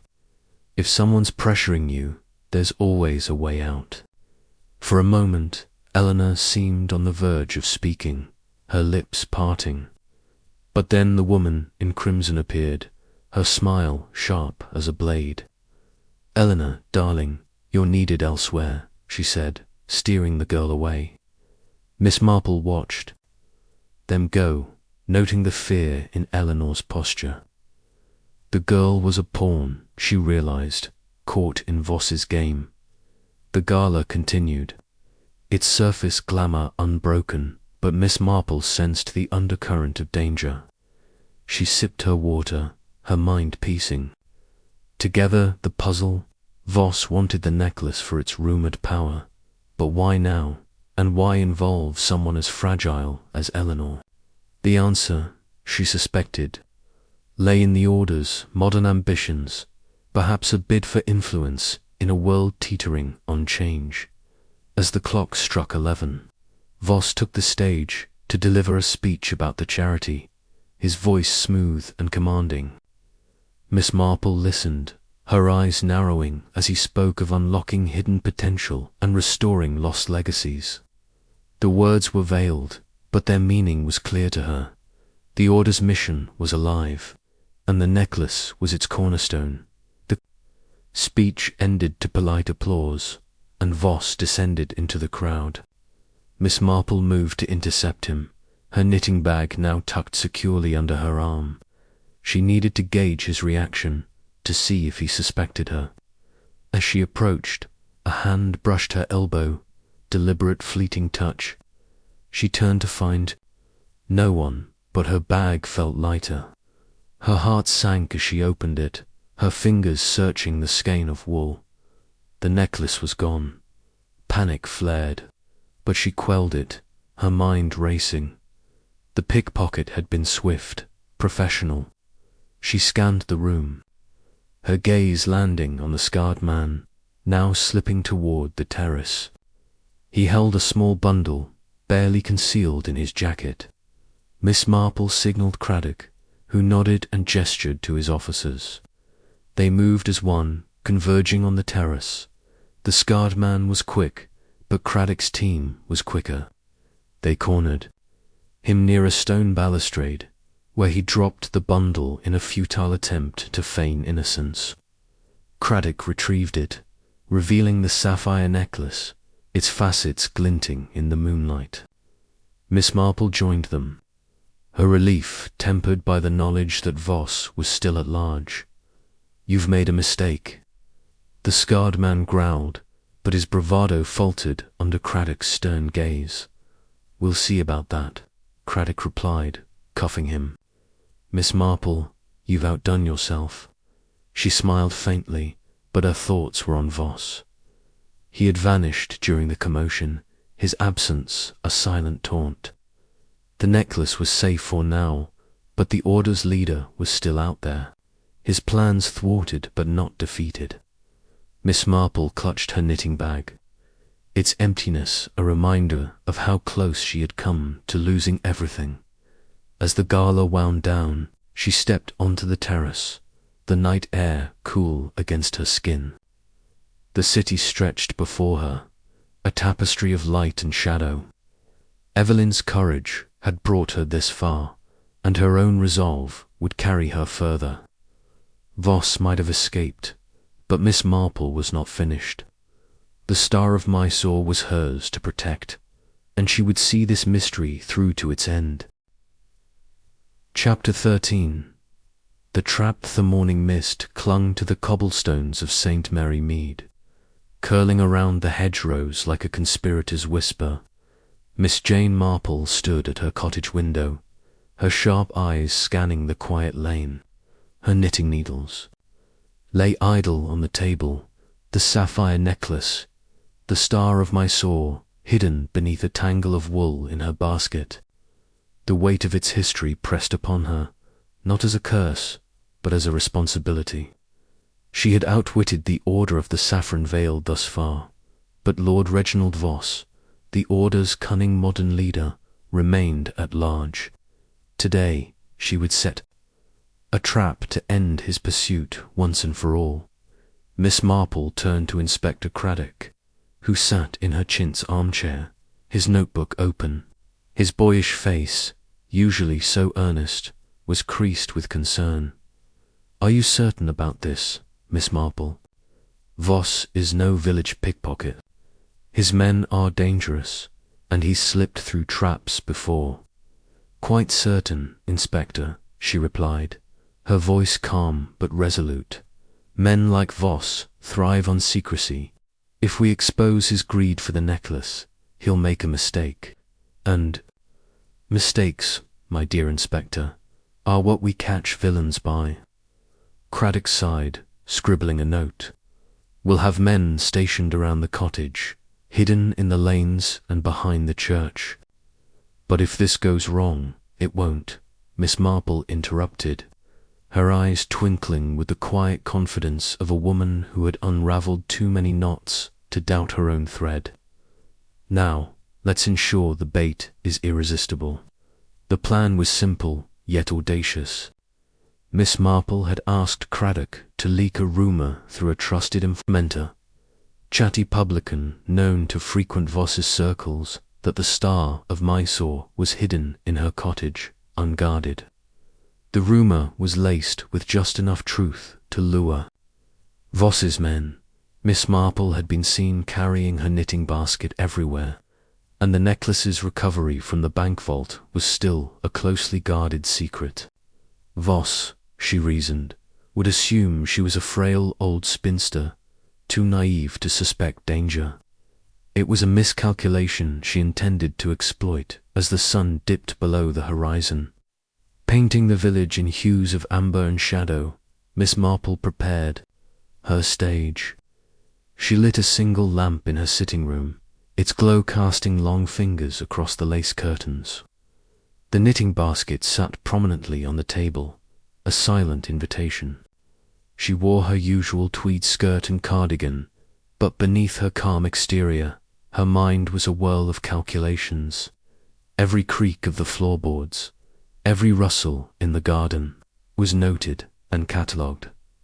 Outside, Craddock's men were invisible but present.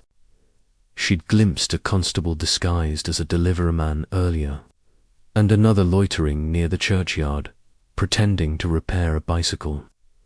The village, to any outsider, appeared as sleepy as ever, but Miss Marple knew better. The air thrummed with anticipation, like the moment before a storm breaks. At precisely 9 o'clock, a faint scrape sounded at the back door. Miss Marple's heart quickened, but her hands remained steady as she picked up her knitting. The door eased open, and a shadow slipped inside, a tall man in a dark coat, his face obscured by a scarf. He moved with the practiced silence of a predator, his eyes darting to the knitting basket. Miss Marple pretended not to notice her needles clicking rhythmically. "Lovely evening, isn't it?" she said suddenly, her voice bright and conversational. The man froze, his hand halfway to the basket. "Though I dare say it's a bit chilly for lurking about gardens. Would you like a cup of tea?" The intruder's eyes widened, caught off guard by her nonchalance. Before he could respond, a second figure appeared at the doorway, a shorter man with a weasel-like face, clutching a flashlight. "Shut it, old lady," he hissed. "Where's the necklace?" Miss Marple tilted her head, as if considering. "Oh, you mean the Star of Mysore. Such a fuss over a bit of blue stone. I suppose you're one of Lord Voss's men." The taller man cursed under his breath, exchanging a glance with his companion. "Don't play games," he growled, stepping closer. "Hand it over, or what?" Miss Marple interrupted, her tone sharp now, like a schoolmarm scolding a naughty pupil. "You'll rummage through my knitting. I assure you, it's terribly tangled. You'd be here all night." The weasel-faced man lunged for the basket, but Miss Marple was quicker. She yanked it out of reach, standing with surprising agility. Now, she said, "manners, please. If you want the necklace, You'll have to ask Lord Voss himself. I believe he's waiting outside, isn't he? The men froze, their faces betraying a flicker of doubt. Miss Marple's gamble was based on a hunch.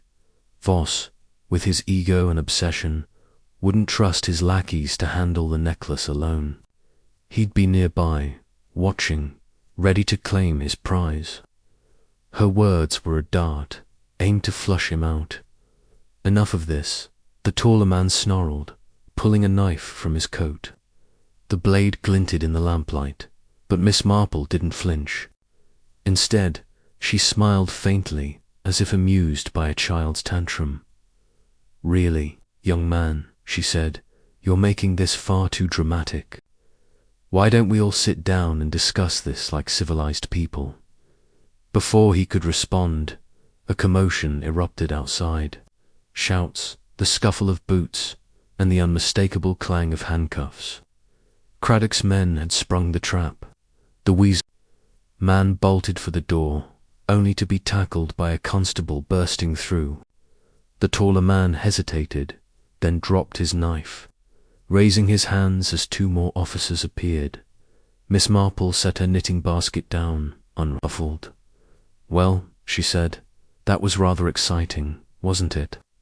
Craddock strode in, his face a mix of relief and exasperation. "Miss Marple, you're impossible. We had them the moment they crossed the garden, but you had to toy with them." She chuckled softly. "Oh, Inspector, a little conversation never hurt. Besides, I needed to be sure Voss was close. Is he?" Craddock nodded grimly. "We spotted his car down the lane, but he's slippery. My men are searching now." Miss Marple's eyes narrowed. "He won't go far. Men like Voss don't abandon their obsessions so easily. Take me to his estate, Inspector. I believe it's time we had a chat." The drive to Voss's estate, a sprawling manor on the outskirts of London, was tense. The night was moonless, the countryside shrouded in darkness.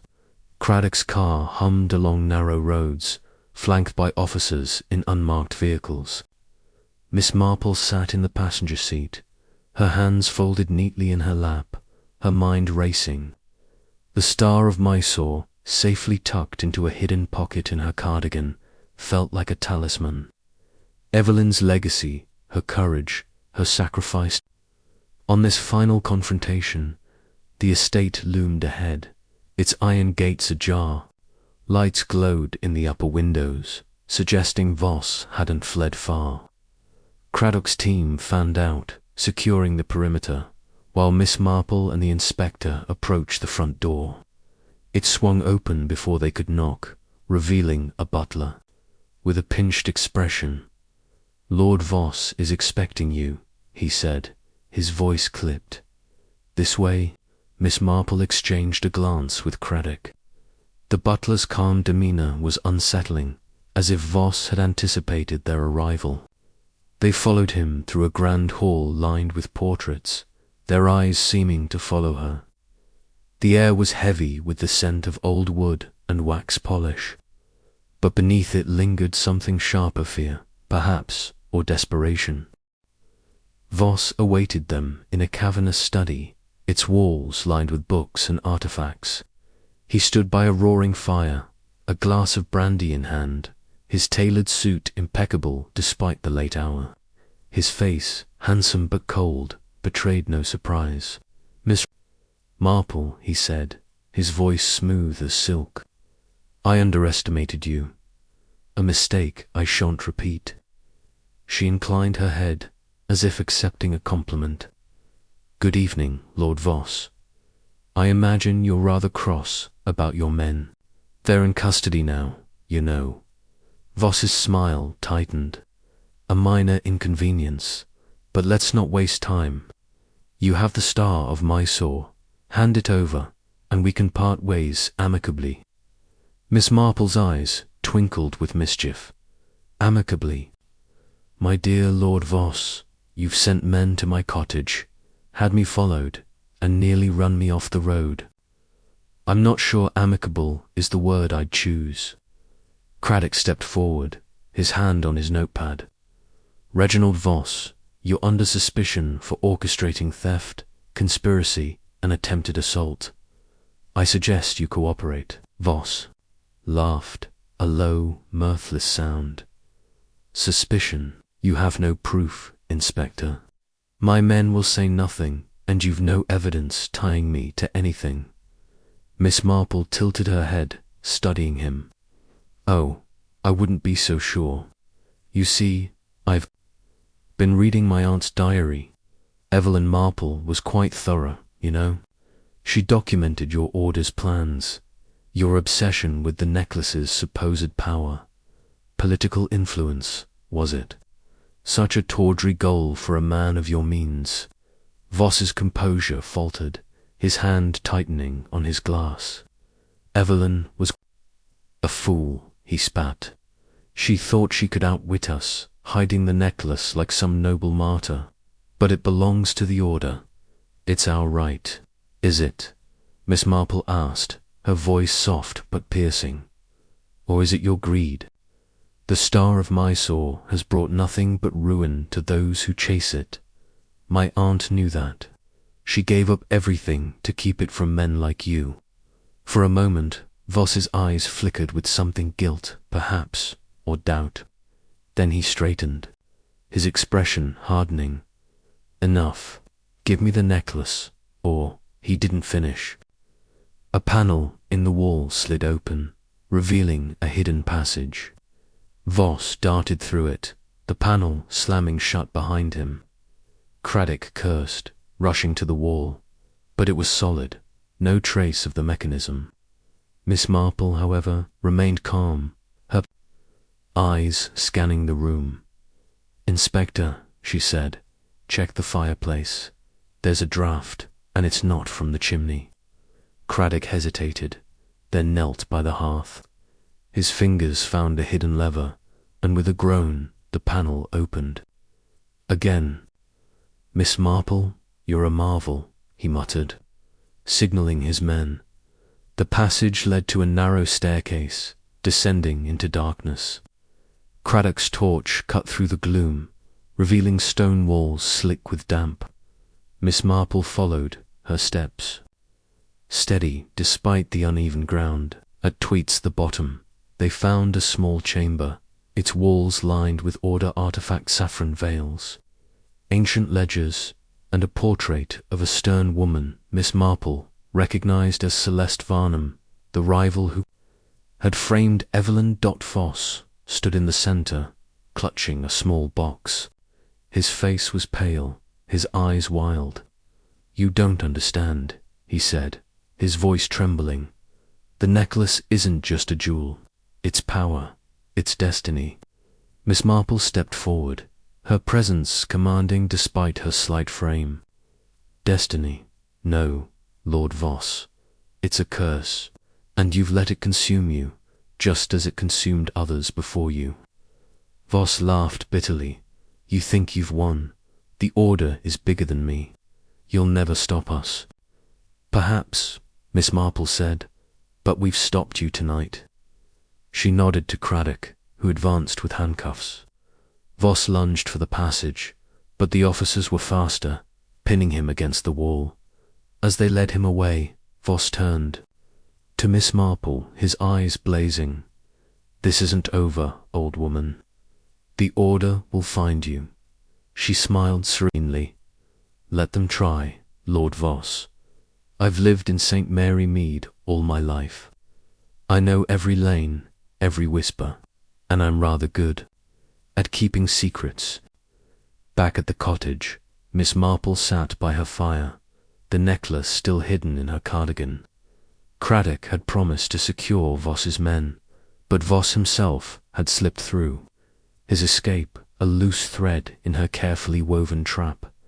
Yet she felt no despair. The necklace was safe, and Evelyn's legacy was intact. She sipped her tea, her mind already turning to the next step, ensuring the star of Mysore would never again tempt men like Voss. The night was quiet now, the village asleep.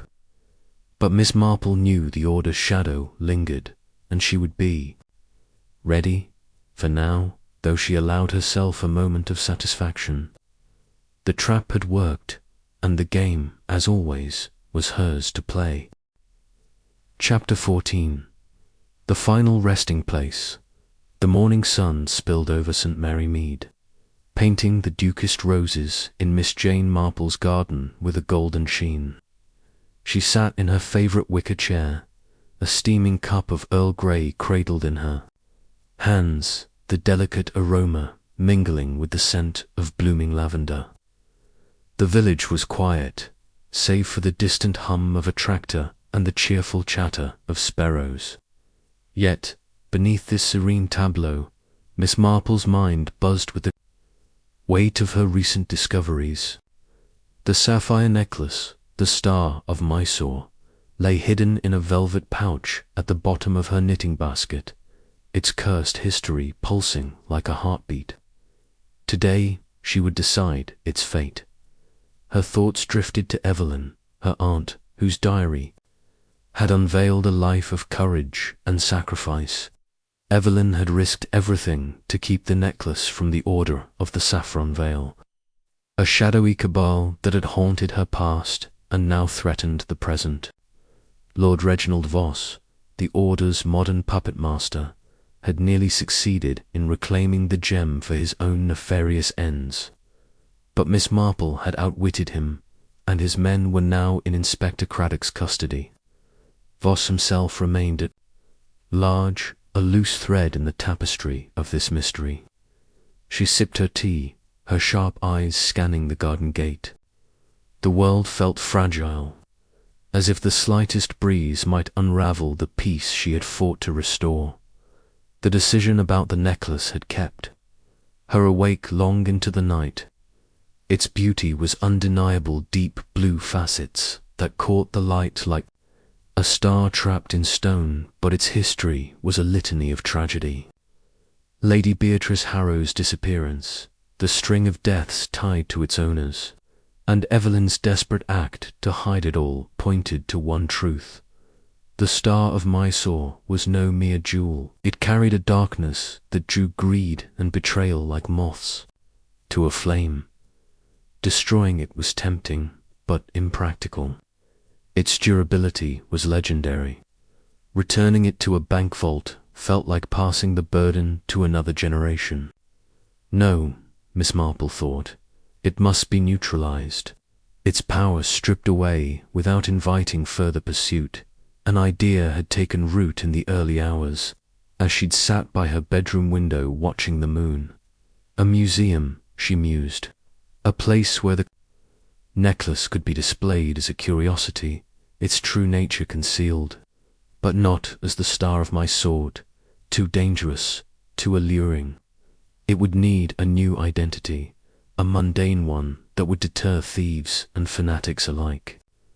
She set her teacup down and reached for her notebook, scribbling a name, the Azure Bloom, a harmless moniker suggesting a pretty but unremarkable gem. The British Museum, with its labyrinthine collections and rigorous security, would be the perfect resting place. She would donate it anonymously, claiming it was a replica, a trinket of no real value. The Order would lose its trail, and the curse would be entombed in glass. The plan was not without risks. The museum's curators were sharp, and a gem as exquisite as the star might raise questions. She would need to craft a convincing backstory, perhaps a tale of a forgotten estate sale or a family heirloom from a distant cousin. Her lips curved into a small smile. Deception, she knew, was sometimes a necessary stitch in the fabric of justice. A knock at the door startled her. She tucked the notebook beneath a cushion and rose, smoothing her tweed skirt. Through the window she glimpsed Mrs. Agnes Whitlock, the village postmistress, clutching a letter. Miss Marple opened the door, her smile warm but guarded. "Good morning, Jane," Agnes said. her cheeks flushed from the morning chill. "A letter came for you, express from London. Thought it best to bring it myself." "Thank you, Agnes," Miss Marple replied, taking the envelope. Its weight suggested importance, and the postmark bore the insignia of Scotland Yard. Her pulse quickened. "Would you care for tea?" "Oh no, I mustn't linger. The post office is a madhouse today." Agnes hesitated, her eyes bright with curiosity. "Heard you've been quite the traveller lately. London, Paris, Bath, any exciting tales?" Miss Marple chuckled softly. "Just visiting old friends, my dear. Nothing to rival your stories of the post office." Agnes laughed and bustled off, leaving Miss Marple to close the door and slit the envelope with a letter opener. The letter was from Inspector Craddock, written in his precise, no-nonsense script. "Dear Miss Marple, I trust this finds you well. Have news regarding Lord Reginald Voss. Our counterparts in France apprehended him last night in Lyon, attempting to board a train to Geneva. He was carrying forged documents and a substantial sum of cash, no doubt planning to rebuild his influence abroad. The evidence provided by his associates, combined with your insights, has ensured his detention. The case is airtight, and I expect a conviction. The Order of the Saffron Veil is, for now, crippled. On a personal note, I must thank you again for your extraordinary assistance. Your knack for unraveling secrets never ceases to amaze me. Should you ever tire of St. Mary Mead, Scotland Yard could use a mind like yours.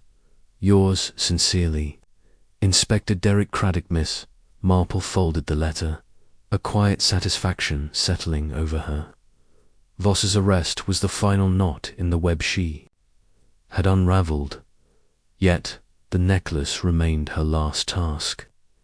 She glanced at the knitting basket, its innocuous exterior hiding the gem that had caused so much strife. There was no time to waste. She dressed carefully for the journey to London, choosing a grey coat and a hat adorned with a single feather, elegant but unremarkable, perfect for blending into the city's bustle. The necklace, still in its pouch, was tucked into a false bottom she had sewn into her handbag, a trick she'd learned from Evelyn's diary. The train to London was mercifully uneventful, though she kept a wary eye on her fellow passengers. A young man reading a newspaper glanced at her once too often, but his interest seemed born of boredom rather than malice. Still, she adjusted, her grip on her handbag, her fingers brushing the concealed clasp dot at the British Museum. She was met by Dr. Eleanor Pritchard, a curator of antiquities with a reputation for Miss Marple had corresponded with her under the pseudonym Mrs. Edith Grayson, claiming to be a widow settling in a state. The meeting had been arranged weeks ago, a precaution to ensure the donation process was smooth. "Mrs. Grayson," Dr. Pritchard said, extending a hand. Her glasses perched on the bridge of her nose, and her greying hair was pulled into a neat bun. "A pleasure to meet you. You mentioned a piece of jewellery." "Yes," Miss Marple replied, her voice soft but steady. "A family trinket, nothing of great value. I thought it might interest your collection of Victorian curiosities." She produced the pouch and opened it, revealing the necklace. Even in the dim light of the curator's office, the sapphire gleamed, its facets catching the eye like a siren's call. Dr. Pritchard's breath caught. "My goodness, this is exquisite. You say it's a replica?" "Oh yes," Miss Marple said, her tone light. "My great-uncle was a jeweller's apprentice. He made it as a gift for his wife, modelled after some grand piece he'd seen in his youth. We called it the Azure Bloom, a bit of family whimsy." The curator adjusted her glasses, leaning closer. The craftsmanship is remarkable. The setting, the cut, it could pass for a genuine sapphire. May I ask where it was made? A small shop in Cornwall, I believe, Miss Marple said, weaving her tale with ease. Long gone now. I found it in a trunk, along with some old letters. It seemed a pity to let it gather dust. Dr. Pritchard nodded, though her eyes lingered. On the gem, we'd be delighted to include it in our collection. A replica of this quality is a fine example of Victorian artistry.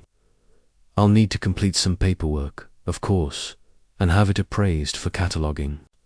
Of course, Miss Marple said, her heart steady. I'd prefer the donation remain anonymous. My family is private, you understand, naturally. Dr. Pritchard smiled, though her curiosity was evident. We'll list it as a gift from an anonymous donor.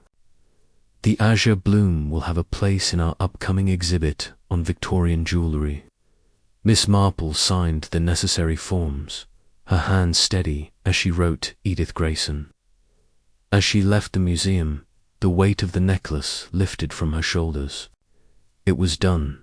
The Star of Mysore was no longer her burden.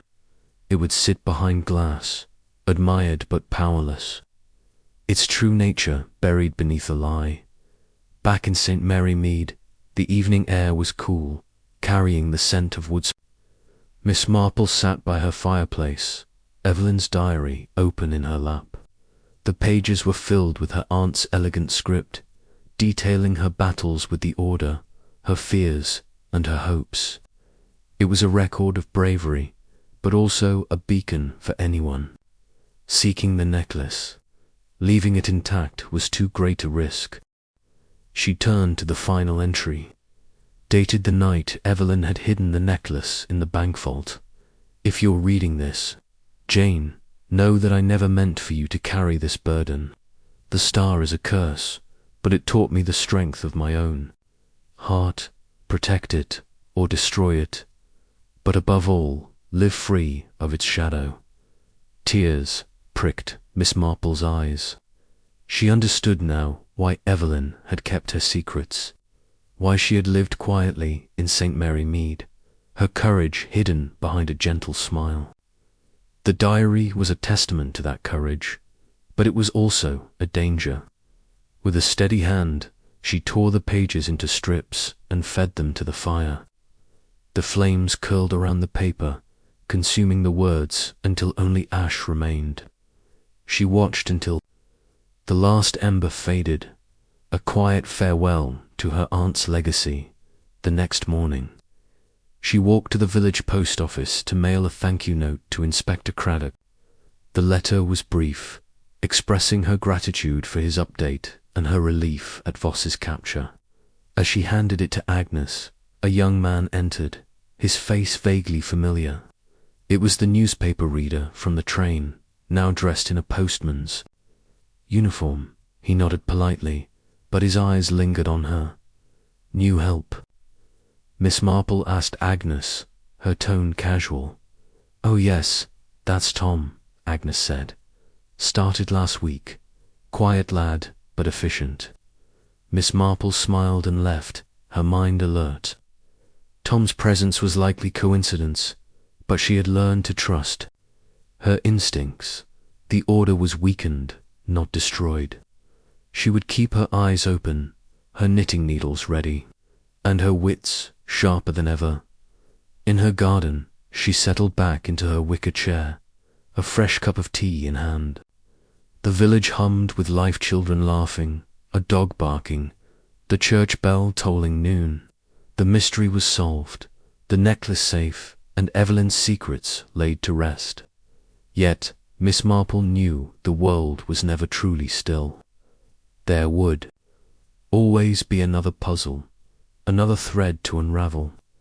For now, though she was content to sip her tea, the warmth of the sun on her face, and the quiet courage of St. Mary Mead in her heart,